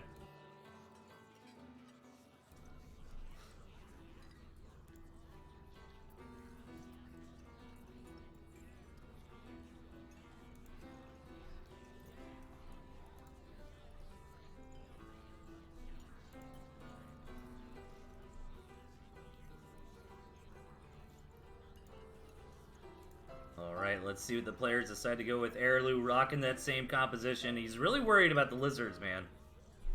I can't blame him. Gentleman's got his core decided on. He's just thinking about that 5th unit. He should go Fox. Get a little foxy here in the last match.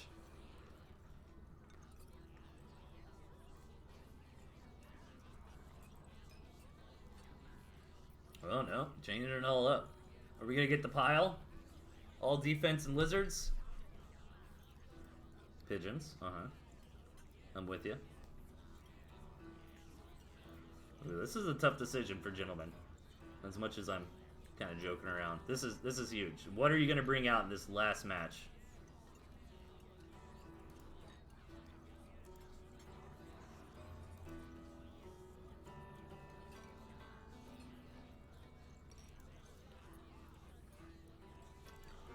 Thanks again, everybody, for tuning in. Don't go anywhere, though, because we've got the interview after this, and we're also going to go into the relegation match between Tosh and Necromanticer. But here we go, guys. Tied up 4-4. Everything on the line on this one. We've got Arilou spawning on the left, and up top, the Gentleman.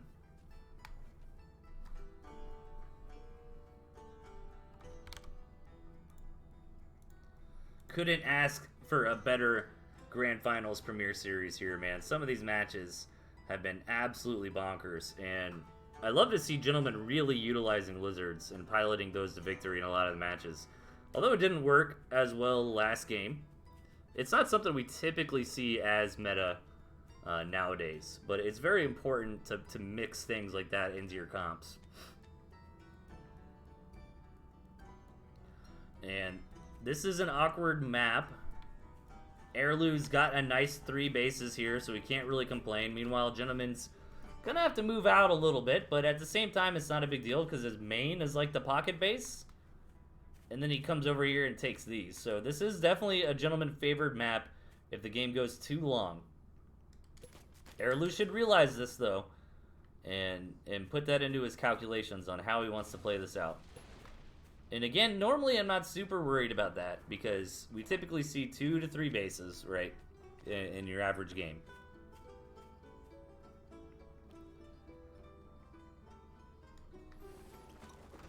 I love this mole, by the way. It really punishes this greedy opening. Arilou should know better than to go straight for a gristmill, and he gets shut down because of it. Meanwhile, Gentleman opening up pretty safely. 8 farm double if you include that Mole Warren into the mill.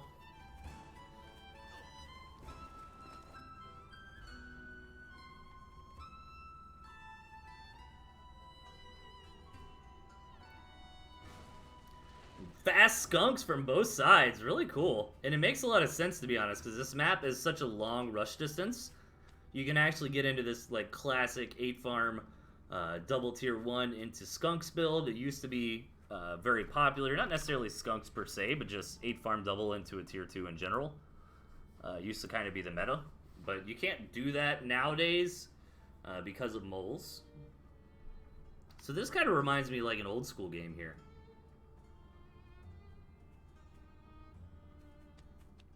Lots of greed from both sides, and I think that's very smart. The map dictates it, and half of it's like Tooth and Tail is like split into thirds, right? Like 1/3 of Tooth and Tail is scouting, the other 1/3 of Tooth and Tail is quick decision making and kind of downloading the map, and then everything else is the last third, right? Build orders, units, micro. And I think both players did a really good job of that map download here, and this is going to be a greed war. We see double tier 2 coming down from both sides. We see half saturation on naturals. And I love games like this. Both players getting in and scouting that information they need. Does the Gentleman... Oh, he actually did already scout the double tier 2. I guess he put his second tier 2 down in response to Arilou. We needed a rainy lightning map, Dizon, I agree. That'd be the final anime Goku versus Frieza showdown, you know. But who's the villain here is the question. I like both these guys a lot. I'd be happy to see either player win.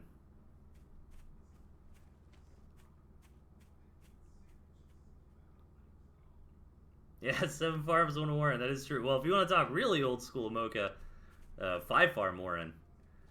That was like the meta, like right around launch, because the abusive moles. Moles have always been a problem in one way or another, man. I actually like modern moles. I think they're in a good spot. They've got a couple issues, but it's not so bad.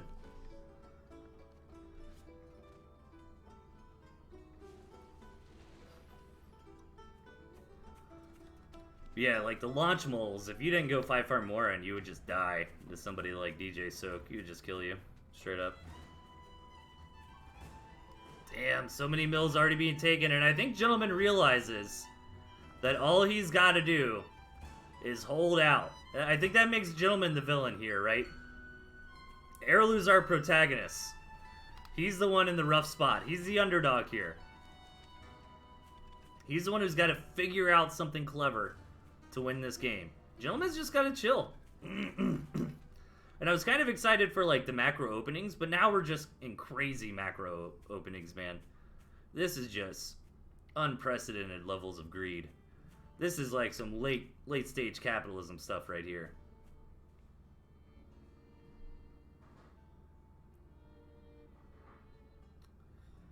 They're giving their CEOs bonuses while paying their workers minimum wage. That's what's going on in this game.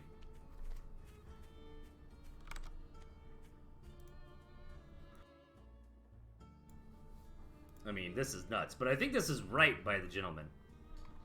Because he wants to prove me wrong, where I said most games don't go to that 4th base. He's like, I'm going to drill this game right up to 4 bases, and Arilou is going to be behind because of the map.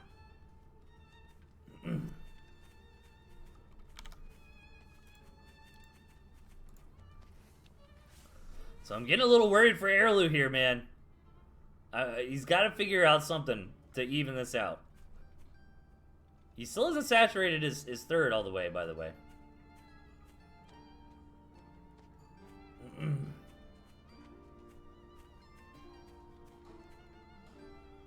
But like I don't want to sound like a broken record, man, but Gentleman can just hang out. You can just hang out and keep building up. Now, Arilou does have a lot of Falcons, and we've seen him win previous games because the Gentleman was a little bit too slow on that late game Falcon transition. Arilou's working up his confidence. This is rough, man. That's so many units to attack into. Look at these army values here. And Arilou's gonna go for it. He knows he's got to do something. He can't just sit around and let Gentleman use all 4 of those bases. The big attack comes in, and Arilou is starting to push through, but a lot of his core tier 2 are getting weak. And Gen's got these snakes. Arilou's gonna have to push back for now. And Gentleman holding that with Defender's advantage quite nicely.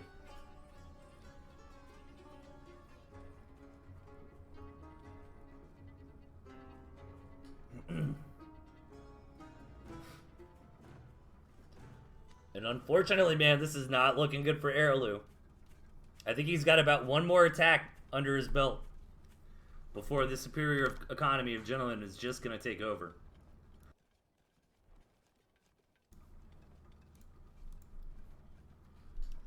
Man, I'm like getting better with my cough mutes. I'll never forget, I don't know why, like one of my feasts way back when I was like trying to be all pro and like mute my mic when I cough and stuff, you know? And I muted the game. Like I muted all other volume but my microphone, and then I coughed. Like, it was just like highlighted. I don't know why, I think that's hilarious. Alright, man. I'm trying to stay hype here, but this is looking so good for the Gentleman. Is there anything Arilou can do? He doesn't have any, like, back attack paths that he can try to do something. He's got to fight the final boss right here, right in Gentleman's front door, where he's got the high ground advantage, where he's got the defender's advantage. I think Arilou messed up earlier on by letting this game go so macro. I think he needed a sharp 2-base strike where Gentleman was being greedy and starting to take those 3rd and 4th bases. Maybe that would have been the move. But I don't want to count Arilou out yet, man. Miracles can happen. Snakes and Pidgeotto. Can we just start calling Falcons Pidgeotto? Can I get a Pidgeotto skin for my Falcon, please? Alright, Arilou's busting in. He's got to try something. He knows as well as I do that 4th base is just going to win Gentleman the game. So much skunk gas going down from both sides. Gentleman's backing up. And he will take this base down. But is it enough damage?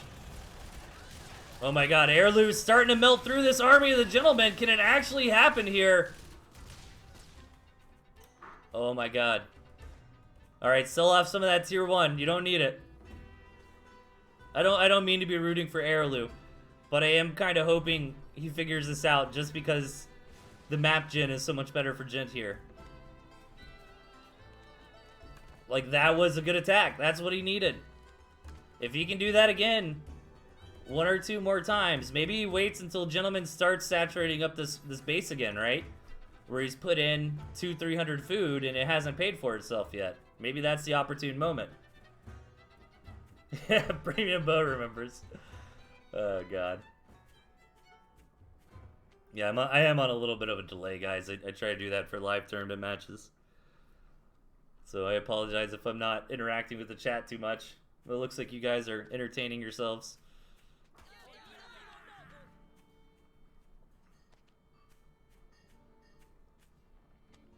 Oh my god, Arilou hype, dude. Is he gonna do it? Is he gonna win the game where he's down a mill? Don't count the gentleman out just yet, though. Army values are even. Gentleman hasn't committed to that 4th base again just yet.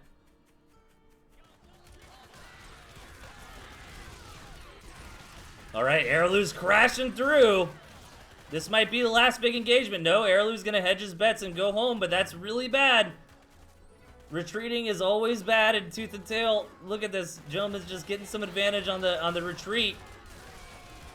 And Gentleman's gonna push in. One of the farms going down for Arilou here.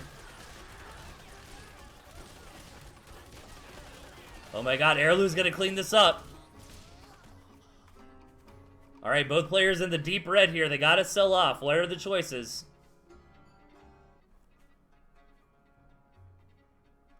Trying to keep as much tier 2 as he can is Arilou here. Oh my god, this is coming down to the wire, you guys. Arilou's actually in the advantage now. Income-wise and army-wise, Gentleman sucked up that 3rd base already.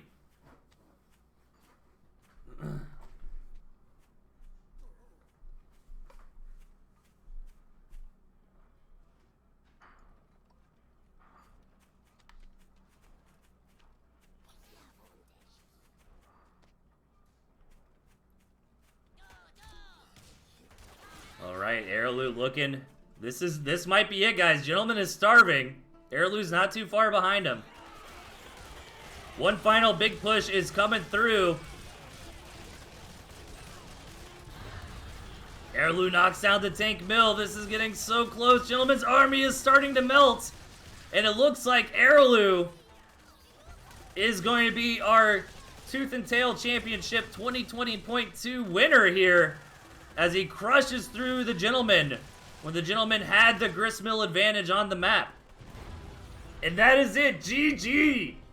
Arilou is your champion. Damn. What a crazy game. What a crazy series.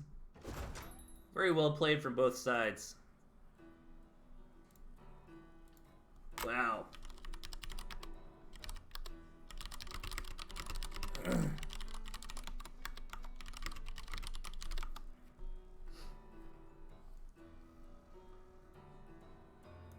Alright, I'm seeing if Arilou would like to do an interview.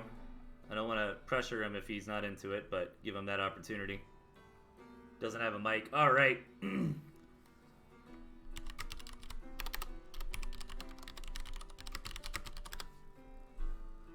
Okay, guys. Wow, I need a second to digest that. That was insane. Damn, man. Arilou, against all odds, coming back from 1-4 to a 5-4 victory against the Gentleman, arguably the GOAT. Gentleman. You know, he's won so many events.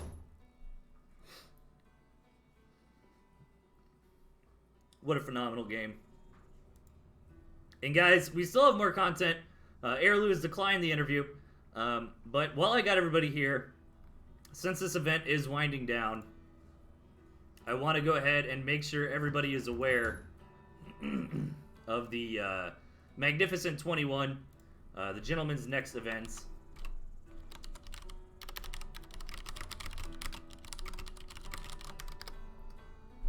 I just linked it into the Discord, so everybody's aware of that. Guys, I need a second, to be honest. I gotta catch my breath. So let's take it to a little bit of a break. Give me a few minutes, and then we'll hop into the relegation match with with Big Pimpin' Tosh and Necromantizer. What a series! Yeah, I know. Somebody asked if we're gonna have a VOD of this. I do highlight everything on Twitch. I have been slacking on my YouTube upload, but I've got tomorrow off. It's Labor Day, so I'll probably just sit in here and get all that work done. Get my YouTube totally up to date. But what a phenomenal series, man. Some really cool play coming out of the Gentleman. Lots of different lizard moves. We did see the Badger, which would have been great if we actually saw it, but we saw it in Gentleman's deck. So it was really fun. But such close games. Like, so many of those are worth taking out the notepad for sure. So, great job, everybody. Congratulations to Arilou. I'm going to kick it to a brief break, guys, and we'll head into Big Pimpin' Tosh versus Necromantizer after that. So, don't go away. Don't go away, anybody. We'll be back very shortly.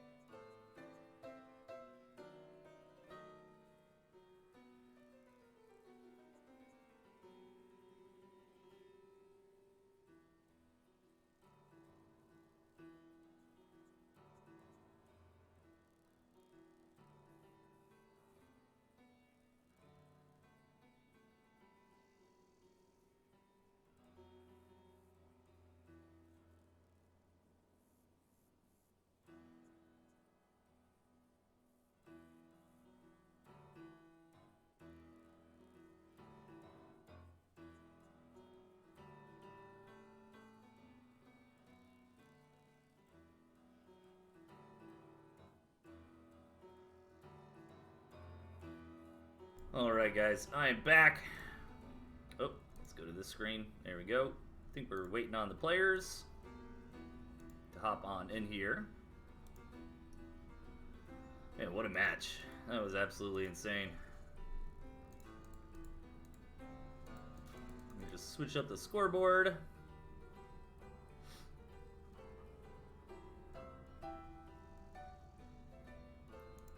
Is this like... How do I say relegation? Oh, there we go. Premier relegation. There we go. Look at this. Oh, there we go. Nice. Nice. Tosh is probably going to play Archimedes, right? What's Necromanticer play?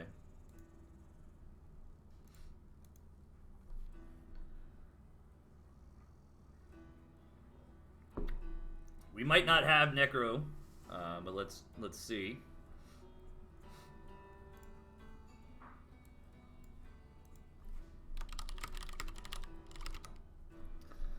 Just a little bit longer, guys. I hope everybody's enjoying the content today. Been a bunch of phenomenal streamers, phenomenal players. Big shout out again to everybody who's continued involvement in the scene is really keeping this game alive and relevant. You know, I can't stress enough like how important events like this are. You know, it's really what gets the guys to come out of the woodworks and start playing again, start laddering again, to prepare.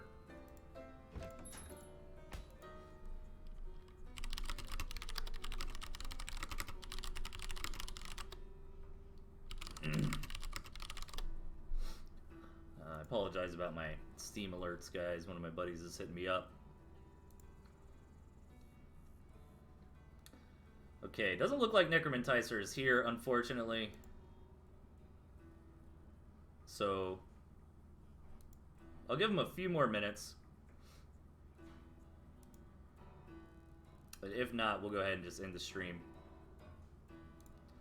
But thanks again, everybody, for tuning in, man. It's really cool to see all the support, you know, for all the various streamers, all the interest on Twitch and that sort of thing. And again, you know, as this event is wrapping up, you know, hop on into the next one. The Magnificent 21. I think I still have that on my copy and paste here. You basically join up with a faction, but your faction is based on the tier 3 unit. So you pick your favorite tier 3, you represent them in a series of games against the other factions, and it's gonna be pretty cool. I'm excited.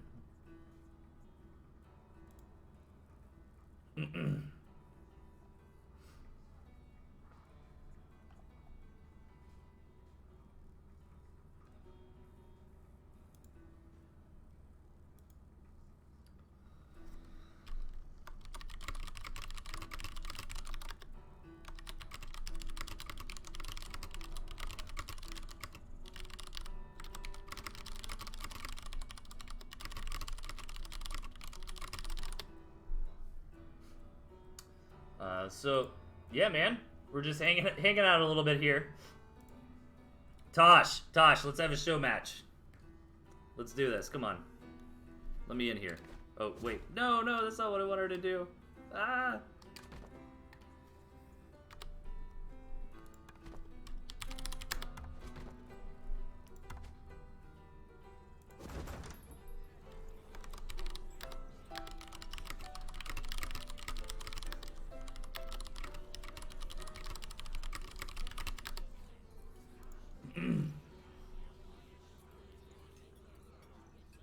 Let me see if Tosh will play.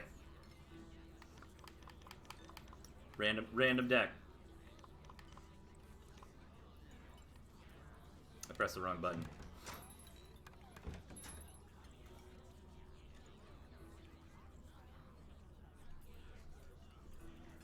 I want to play a game. I've been watching and casting all day.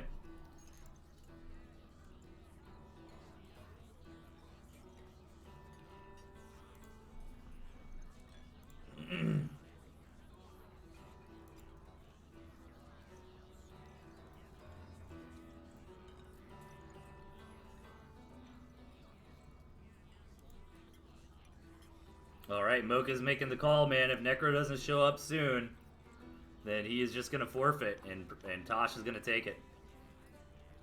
Oh, I see Necro typing. Yeah, what happened with Vieshel Qualna? Is that still going on? Did that ever finish up? Oh, boo. I don't get to play random decks against Tosh, you guys. I'm relegated back to caster.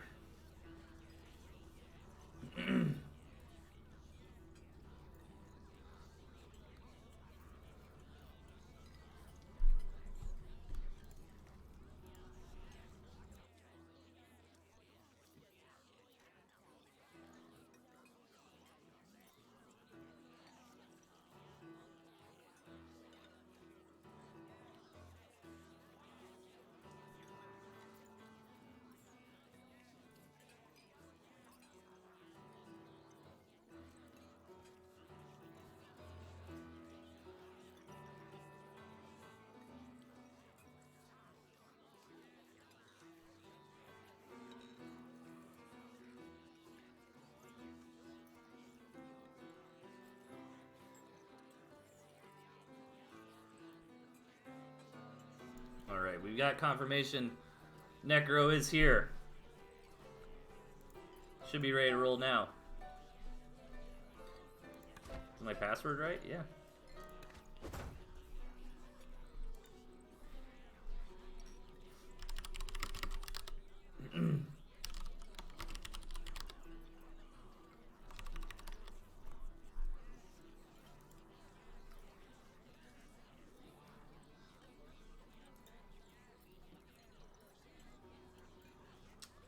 Just kind of waiting. Sorry, I'm a little bit fatigued here. I might just kick it to the break until we're actually ready. Might be the smartest thing to do. Just 1 second, guys. This match she'll be up here shortly.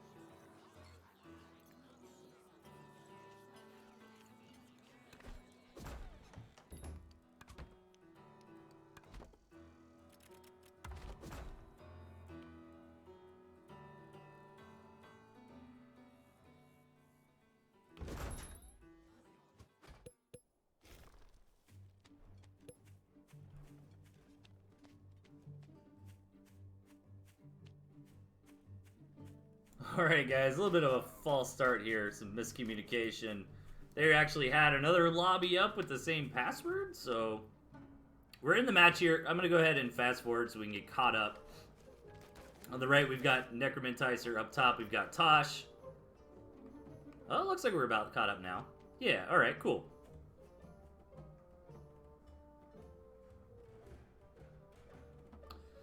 And let's see what these players want to go for here. This is a best of 7 to determine which of these players will stay in Premier Division next season, and which player will be relegated down to Intermediate. Let me make sure everything looks good on my end. Yep. We are all set. And yeah, let's see where they want to take it. So far, nothing crazy. Some 8-farm double openings. Necromantizer going for some lizards here. Meanwhile, Tosh up on the squirrels. Actually going up to 3 tier 1. Which makes a lot of sense. Really short rush distance here. Kind of a weird map, right? Like lots of mills kind of cluttered here in the center. We do actually see some tier 3 this game, which is kind of exciting. We got the boar coming out from Necro and the... Alright, Tosh. Dude, I love Tosh's builds, man. He's the meme lord. Very, very quick Badger here coming out from Tosh. And Necromentizer really needs to get the scout off. And Necro's an old school OG, man. He's been playing since the game launched. I remember him from very, very back in the day. But he kind of comes in and out. I actually hadn't seen him play in a while, so maybe he came back specifically for this event.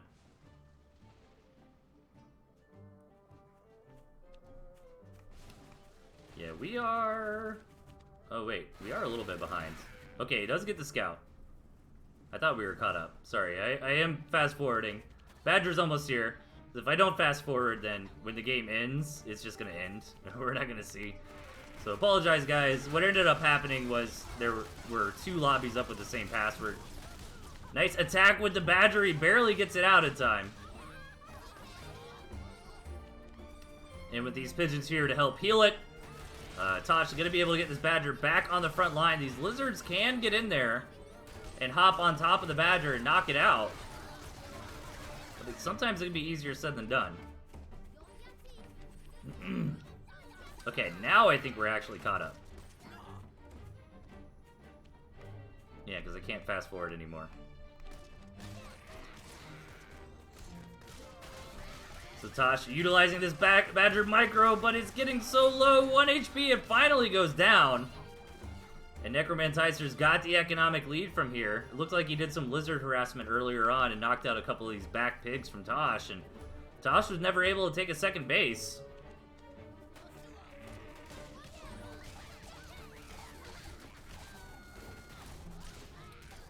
Necro with the counter follow-up, and this just might be game number 1. Tosh trying to take this Desperation Mill in the bottom, but it does not work. Tosh trying to win with a cheeky early Badger push. Necromentizer slaps it down, though. And we're going to hop right into game number 2. I got to change these colors. Oh, Tosh grabbing Archimedes.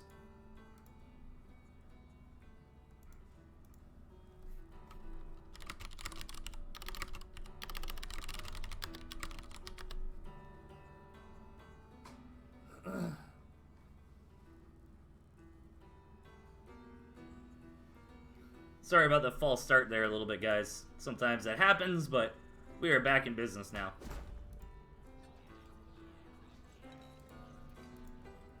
Alright, let me put on the green trunks for Necro here. Looks like a similar deck out of Necromentizer. Let's see what Tosh wants to go for. No tier 3 this time, actually, from Tosh. I want to see the patented 3 or 4 tier 3 Tosh decks, man. Over on the left, we've got Big Pimpin' Tosh down 1 map. Over on the right, fresh off a victory, Necromentizer.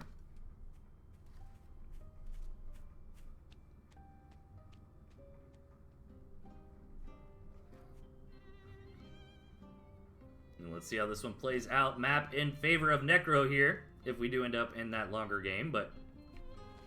well, not too bad, to be honest. Like, Tosh has these nice 3 mills here. You get this 4th base on the bottom. Hell, you can even grab some cabins. But we do have 5 over on Necro's side. Yeah, sorry.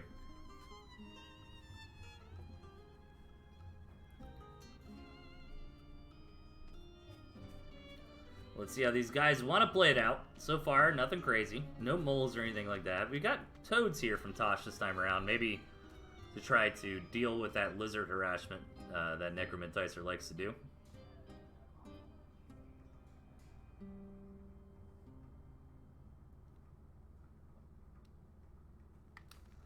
Tosh gonna go for the sneaky 6 o'clock? No, just getting the scouting done. Necromentizer moving out, but we're still really early in the game. You just want to verify your opponent didn't sell any of those beginning 8 farms and try to build into a lot of army right off the gate.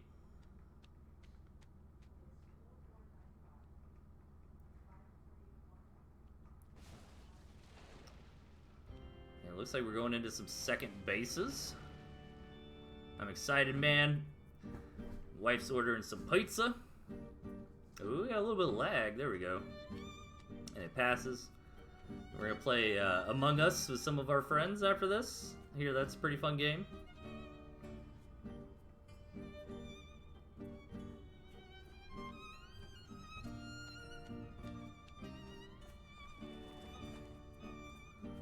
Alright. So just a bunch of tier 1 so far. Slowly starting to get into some economy on the second bases.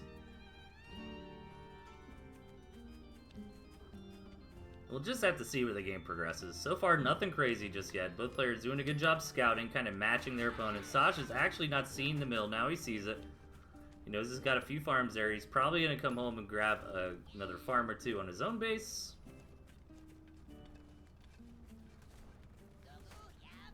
I was worried for a second that cabin would attack the pig. Well, I guess the cabins don't attack structures, right? And the pig is considered a structure while it's building. Once this pig is up, isn't it in range? Necromantizer with a lot of greed here. Going almost all the way up to full 2-base saturation and a tier 2, but Tosh following suit. Oh, it's so close, man. Why am I so interested in this pig? I think when he walks over to that right corner, it's going to hit him, right? I'm waiting. I'm watching you. Oink Master. Oh, oh, oh! Nope. Close. Close but no cigar. And a sneaky third base being taken from Tosh in the bottom here.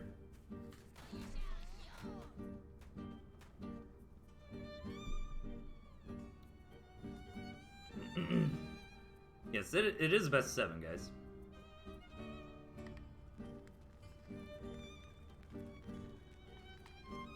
Ooh, Necromantizer getting that boar. And I don't think Tosh has seen it yet.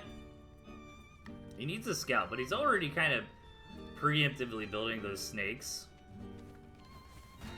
So we will have a nice answer for it. Yeah, he comes in here and gets a scout. Knows what's going on. Might end up going up to double snake here. Yeah, even goes down on the skunks. I was thinking that, but at the same time, I wouldn't hate the 2 skunks. I mean, it might be a little bit overkill. Like, there's not a whole lot of tier 1 from Necro.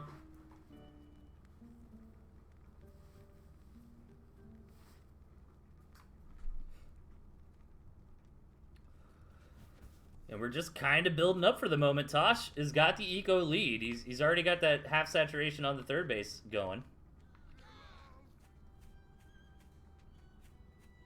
Good scout there from Necro.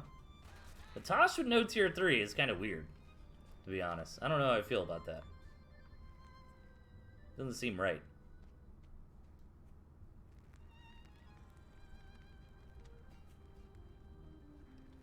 Looks like Necro's gearing up. He's got a lot of Falcons, actually. This is a really interesting composition he's got going on with the boar here. He's got a lot of supporting units, and as we'd seen in previous matches, man, when you're able to get to the front lines, you got like 3 or 4 or even 5 extra Falcons in your opponents. I mean, that's huge.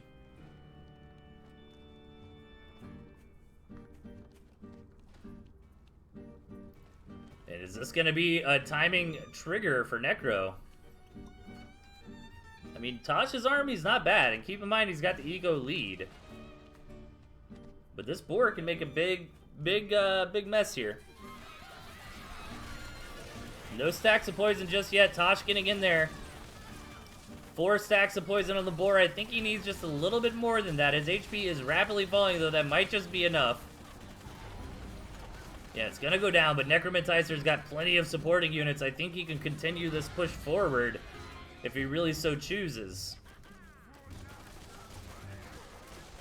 And Tosh is in a bad spot right now. He's got to desperately muster up whatever he can to hold this off. He's already losing pigs. And this might just be too much damage. Necro actually doesn't know about this third, which is very advantageous for Tosh, because, I mean, it'd be very, very simple if Necro knew to just go down there and take it out.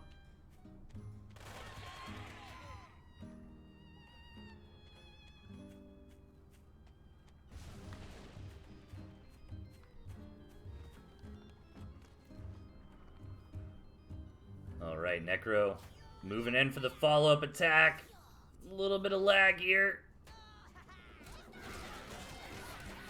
And this is just going to be too many units here for Tosh to defend. That big boar bust was able to get the job done, was able to trade effectively enough earlier on to allow this follow-up push to make it happen. Well, Tosh holds it off for now. Maybe I'm speaking too soon here.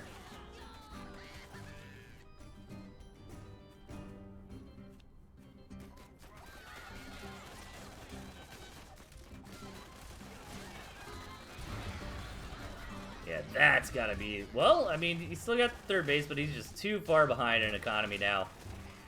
Tosh is fighting to his last breath here. I don't blame him. This is an important match. You gotta stay in that Premier League to get those bragging rights. But Necromanticer is gonna take a quick 2-0 lead in this series.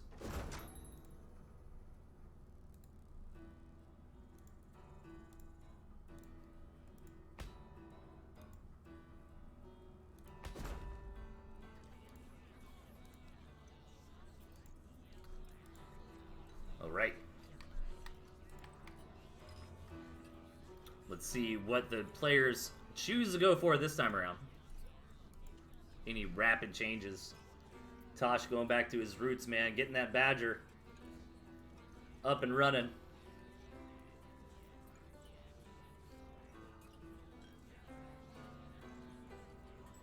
Meanwhile, Necro kind of going back to...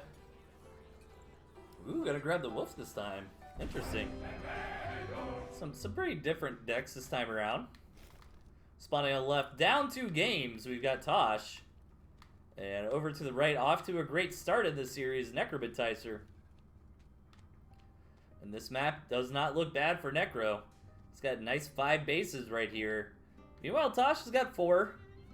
You know, he can't complain too bad. Like I said, most games, it's only going to 2 or 3 bases anyways, so we don't have to freak out about the mill disparity. And as you guys saw in the last game between Arilou and Gent, man, Gent had that 1 extra mill, and it did go all the way, and Arilou still was able to take it on some good decision-making, unit control, engagements, and army composition.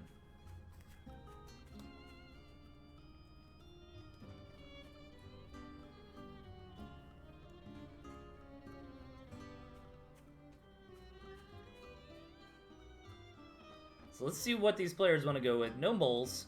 No 5 farm doubles or anything like that. We'll probably see some 8 farm doubles into some mills, into some tier 2. I'm interested to see how greedy these guys want to go. Is Tosh gonna try to bring out one of those like 1 base tier 3s again? And Necro, this is always rough being on the low ground here on your main, but it should be very easy for him to get out here and stretch his legs on the map a little bit, start securing this high ground outside the base, and then his main is just like this perfect little pocket, you know? Got a nice moat around it.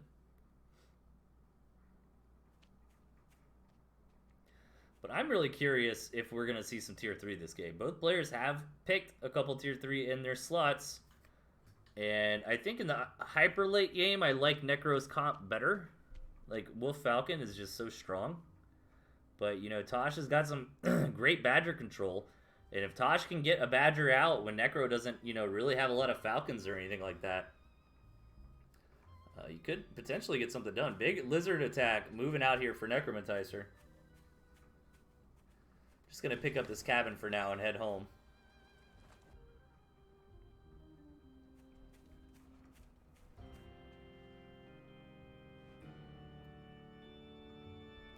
Tier 2's on the way for both sides. And maybe Tosh might get an advantage here. Like, typically cams will do better against Falcons in the early game because the cams will knock out your opponent's tier 1, leave those Falcons exposed. Plus, he's also got the Toads here to help deal with the Lizards. You know, so Cam and Toad against Lizard, you know. Very strong. Tosh is desperately trying to sneak some Lizards in, but just not going to happen. A little bit of a loss there for Tosh. Not enough to really make the big difference, you know, but it is unfortunate.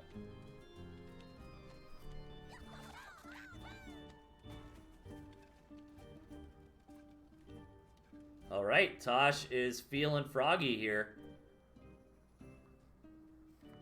He's moving out with some units. Lots of couple camps here, some toads. If he takes this engagement just right, you know, he does have the potential to get some good damage, and he needs these toads to get the connections, and they really don't there. A couple of the toads, I think, hit the gristmill, unfortunately. And Necro's going to hold that off just fine. Now, this is kind of going from bad to worse for Tosh. You know, losing those few lizards earlier on was kind of forgivable, but that follow-up attack as well has just put Tosh so far behind, and Necro realizes that he's going to put the pressure on. He's got some Falcons to deal that DPS from the back line. And he's starting to hit the pigs of his opponent.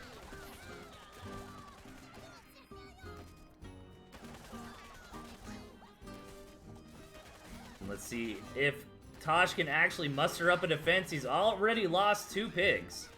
Now keep in mind, Necro, did he lose those pigs earlier? No, I think he canceled them. Because I knew he was building up the 10 farms, but I think once the attack from Tosh was coming in, he just canceled them off. And I think this is too much damage, man. Necromantizer is going to bring us into a quick game 4 here by the looks of it. I mean, Tosh just doesn't have any Warrens left over. He's going to hold on for now. But Necromantizer's got 4 Falcons cooking. One of them is very low, but he's got enough supporting units here. If he bob and weaves correctly, he can probably keep it alive. Even if it dies, probably not the end of the world, but Tosh is just taking too much damage, man. And he's going to go down to a very quick 3-0. Now, this is a best of 7, so he's got one more chance. He can reverse sweep this, and it looks like Tosh just wants to try to see what his opponent's got here before he gets actually eliminated rather than surrendering. Rallying that chameleon Tosh. All right, man. A quick 3-0 lead for Necromantizer here. Not messing around.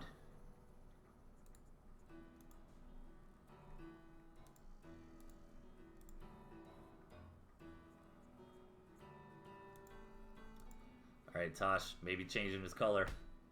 Ooh, Necro using that opportunity to take back his Archimedes. Let me change these colors here. All right, man. Tosh needs to win the map here or he is eliminated from the Premier League next season.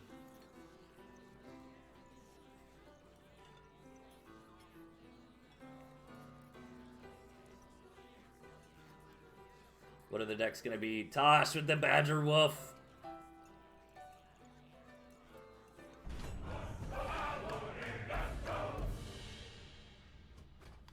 Alright, spawning the bottom here. Needing an epic comeback. We've got Big Pimpin' Tosh and his opponent at the top left. Trying to sweep his opponent clean here in this best of 7. Necromantizer.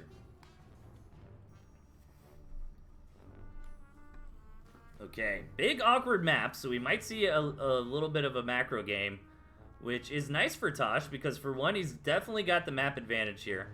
He's got the gristmill split, right?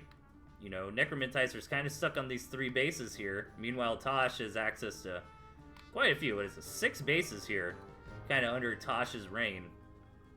And he's got Wolf Badger, which should scale pretty well in the late game. No Falcons, though.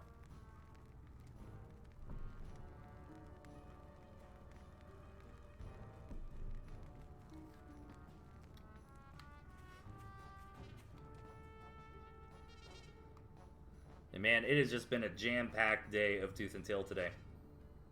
When the streams kicked off at 11 a.m. We're gonna be finishing around 6 almost, 5 or 6. So 6 to 7 hours of Tooth and Tail content today, guys, on Nicolaccio's channel, on Kerpa's channel, and here on Tooth and Tail TV. So much good stuff.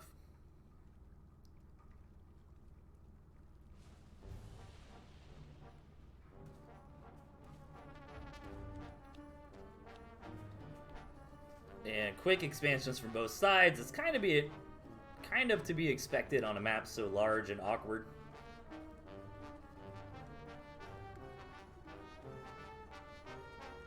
And I'm waiting to see it, man. I'm waiting to see that quick Badger Wolf from Tosh. He's building up some barbed wire, maybe hoping to deter Necromentizer from attacking. But so far, Necro's playing this well, man. I mean, he's farming up. You know, he's not messing around. He's already starting to work on that eco lead.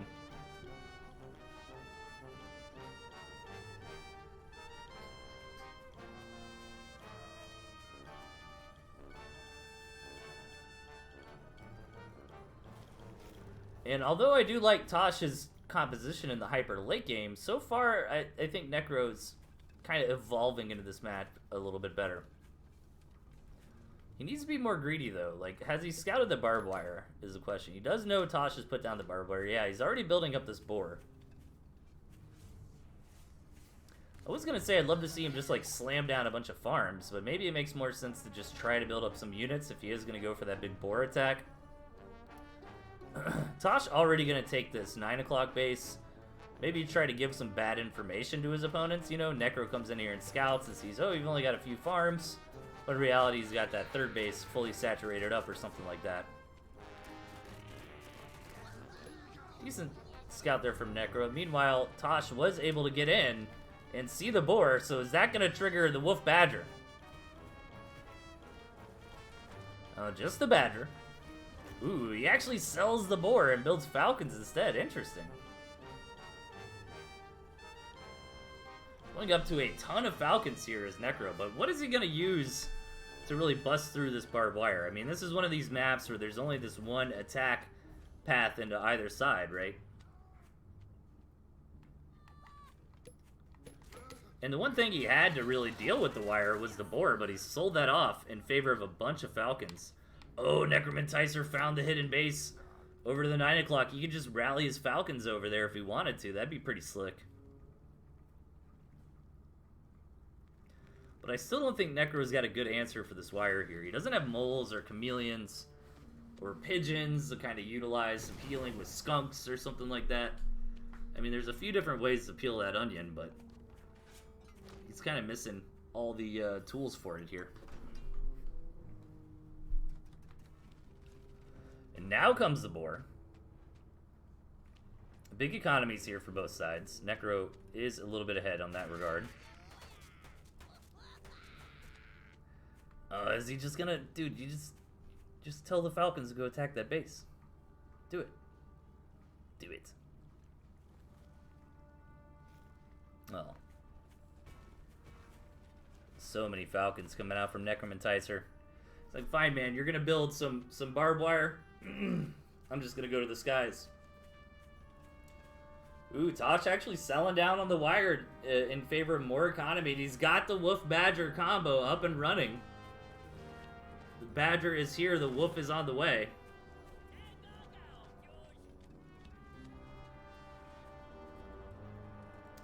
And we've got a big macro game. This might be the map that Tosh needed to get back into the series. And the unit composition as well. Alright, here come the Falcons to knock out that hidden base. That is going to be a pretty big blow. But if Tosh is moving out right when those Falcons are gone, you know, maybe he can hit a nice window. But I think Necromentizer would be able to bring those Falcons back pretty quickly. Yeah, he's going to have to bring them back now. But this is a good start for Tosh. The Falcons are not home, and Tosh actually decides to bring it back. That's so many Falcons, though. They're just going to doof down that Badger so quickly.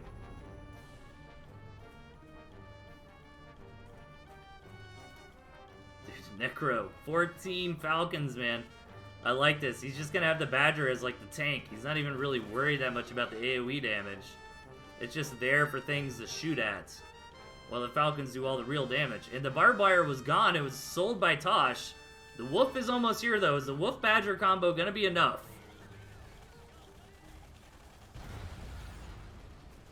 Or will Necromentizer slam dunk here into a 4-0 on the series? Oh, Necro's backing up. Oh, and here's that Wolf. The Badger's got the buff. The Badger's got every tool at its disposal. It's got a bunch of pigeons. It's got the Wolf. But the rest of Tosh's army gets roasted. And there's so many Falcons here. They're just going to burst that Badger down so fast. Necro hesitating on the hard engage here. I think he's pulling his units back, wanting them to heal. But he needs to be careful. This Badger, all beefed up, will be able to poke and prod. I don't think Necro's ready to commit to just losing the board just yet. A little bit of lag this game.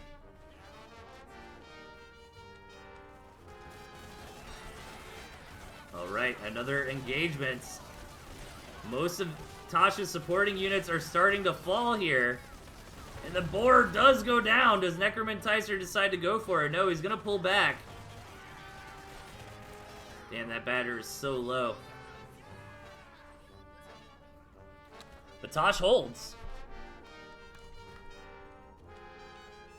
Necro's just going to let these Falcons heal up. He doesn't have time to go home and sell anything, which is a bit unfortunate, because 180 bucks for that additional board is going to be hard to come by. And now there's not as many Falcons in the air. This Badger rather is starting to clean everything up. Tosh is looking like he might actually win this game. Yeah, Necromantizer has lost a critical mass of Falcons that he needed, and now they're all blocked. He's not going to be able to rebuild them. He looks like he's ready to Tosh, to tap. Jeez, sorry. And Tosh fighting back, putting a point on the board here.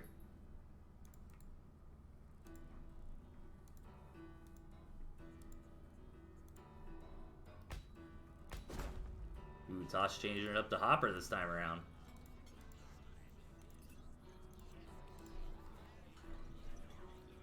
Balloon, Fox, Boar. Alright, I'm loving all of this.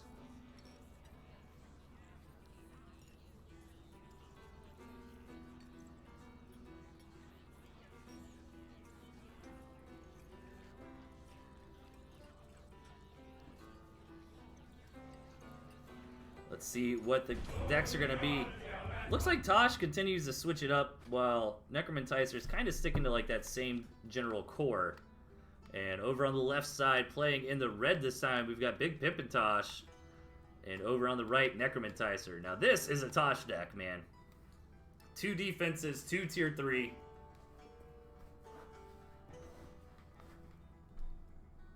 One tier 1. Just the squirrels.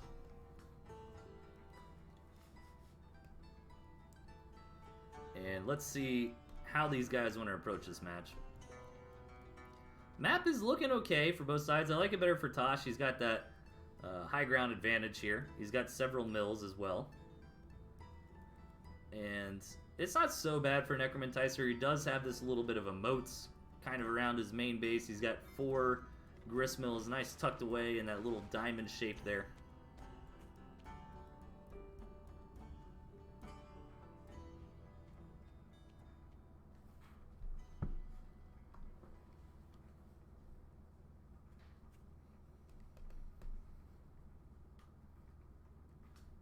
And so far, nothing crazy. Again, no moles, no early shenanigans. Just going to be some 8-farm openings for both sides here. 8-farm double for Necro. Imagine Tosh will do the same. If not, 8-farm single into a mill. And I'm going to go for the 8-farm double as well. This could be a good map for what Tosh is trying to do, though. Like, he can set up some balloons on this high ground and really abuse Necro from ever being able to get through. Like, imagine you got balloons up here, you know, you gotta waddle through this water all slowed down and into the firing range of the balloons. The balloons would also protect so many bases at once. I actually ended up taking this back base here as Tosh, which I do like. It's a little bit safer, a little bit more difficult to scout, but I think it does leave Necro open if you really wanted to try to break out of this earlier, maybe take these bases, but Necro's also going for the safe base. And he's got his lizards. Necro likes building this little pack of lizards here in the early game. Poke around the map with. He might be getting a little too big for his britches here. He's going to commit to taking this campfire, yeah. Decides to pack it up and go home.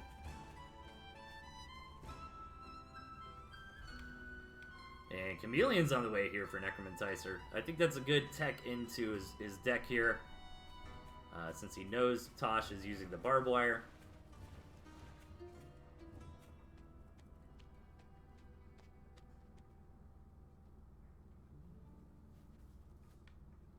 And Tosh already going for the boar.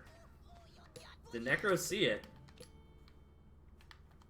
He did, but then Tosh sells it and takes a fox instead. That's big brain plays, right? Because you're going to build a bunch of falcons to get ready for the boar, and the fox just eats falcons for lunch, so.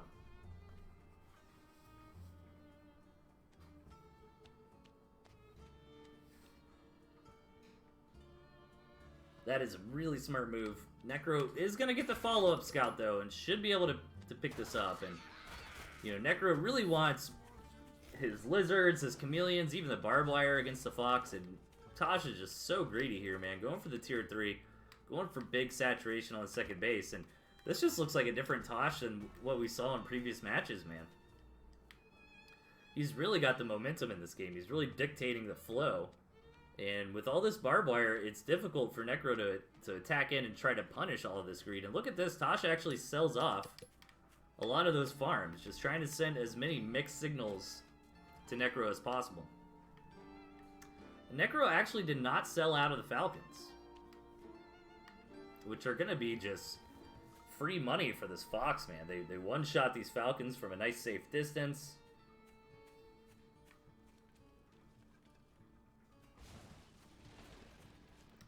And I think Necromanticer's got to get something done soon. You know, Tosh has got such a good spread of the map. And with the balloons to cover everything, with this Fox out, it's going to be really hard to break this.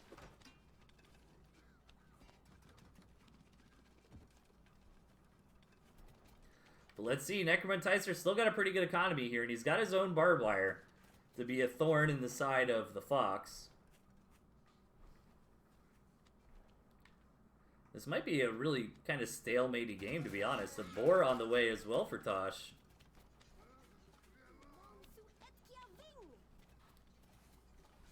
Alright, Tosh has got the Fox. Let's see what he can get done with it. He can kind of abuse this high ground ledge here if he wanted. No, he's just going to sneak in just close enough, start shooting at those pigs, getting some bacon there.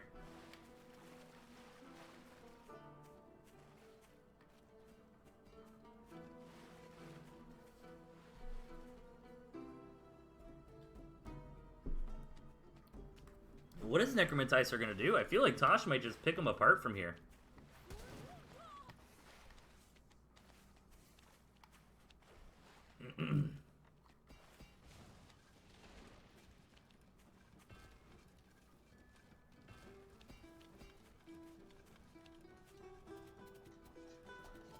Again, with just so many Falcons. Maybe he's going for like, hey, you can't kill all my Falcons fast enough kind of approach. Tosh is being very careful with this Fox. It knows losing it in this game is basically a death sentence. But what is Necro going to do to really break through this barbed wire? I think Necro's army value is actually starting to get pretty out of control. You know, Tosh has got a lot wrapped up in economy. He's got a lot wrapped up in tier 3 and in defense.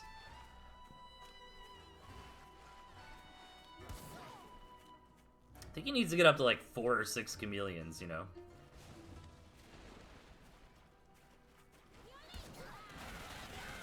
Alright, big engagement here. Necro's just gonna go for it. Where's the target fire on these Falcons? He does kill the Fox. Badger goes down as well. And Necromanticer is left over with so many Falcons here. And the Falcons do not care about this barbed wire at all. He's getting over the juicy third base of Tosh. It's going to go down very, very quickly. And can Tosh rapidly get reinforcements out fast enough to hold this down? He sold the Fox Warren off. This balloon is starting to get a little bit of work. And slowly these squirrels are starting to clean up these Falcons here. But as Tosh is taking too much damage is the question. Necro's going to pull back. But that was a disaster for Tosh there. And I think if Necro just kind of goes up on a couple cams here to help just bust through the barbed wire. He's got... Oh, he actually sold off the cams.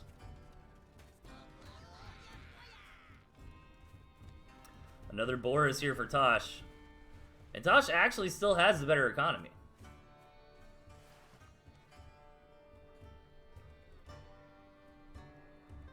Yeah, I think Necro just really needs a couple cams.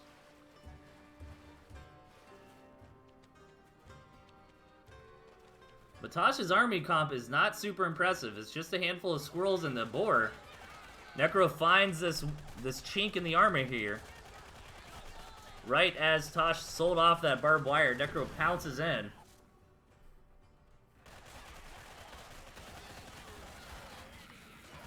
And will the boar be enough to push Necro away for now?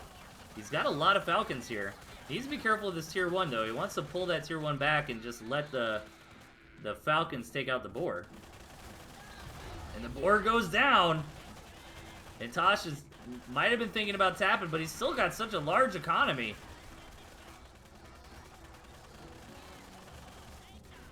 But he doesn't have any warrants. That's the big problem here. Once these squirrel warrants go down, there's nothing Tosh can do to reinforce. He's literally got no warrants anymore. And he's got nothing like moles to get in there and try to really punish Necro. And I think this is just going to be game right here. Necromentizer defending his position in Premier League. And Tosh is going to have to fight it out in Intermediate next season. But hey, there's nothing wrong with Intermediate League, man. There's a lot of great players in there. Solomon, Meek, Trumpet. Well, I think Solomon might be in Premier now, probably. Right? Because he won. But that is it, guys. It looks like Necromentizer is going to stay in the Premier League, and Tosh is going to go down. Thank you again, everybody, for tuning in. It's always such a pleasure, man. And sign up for the Gentleman's Magnificent 21. Sign-up's in just a couple days, so don't delay. Sign up soon. And with that, everybody, I'm going to enjoy the rest of my weekend. Hope you all had a wonderful time. We had a ton of great content today, so definitely check out all the VODs. And I will see y'all next time. Take care.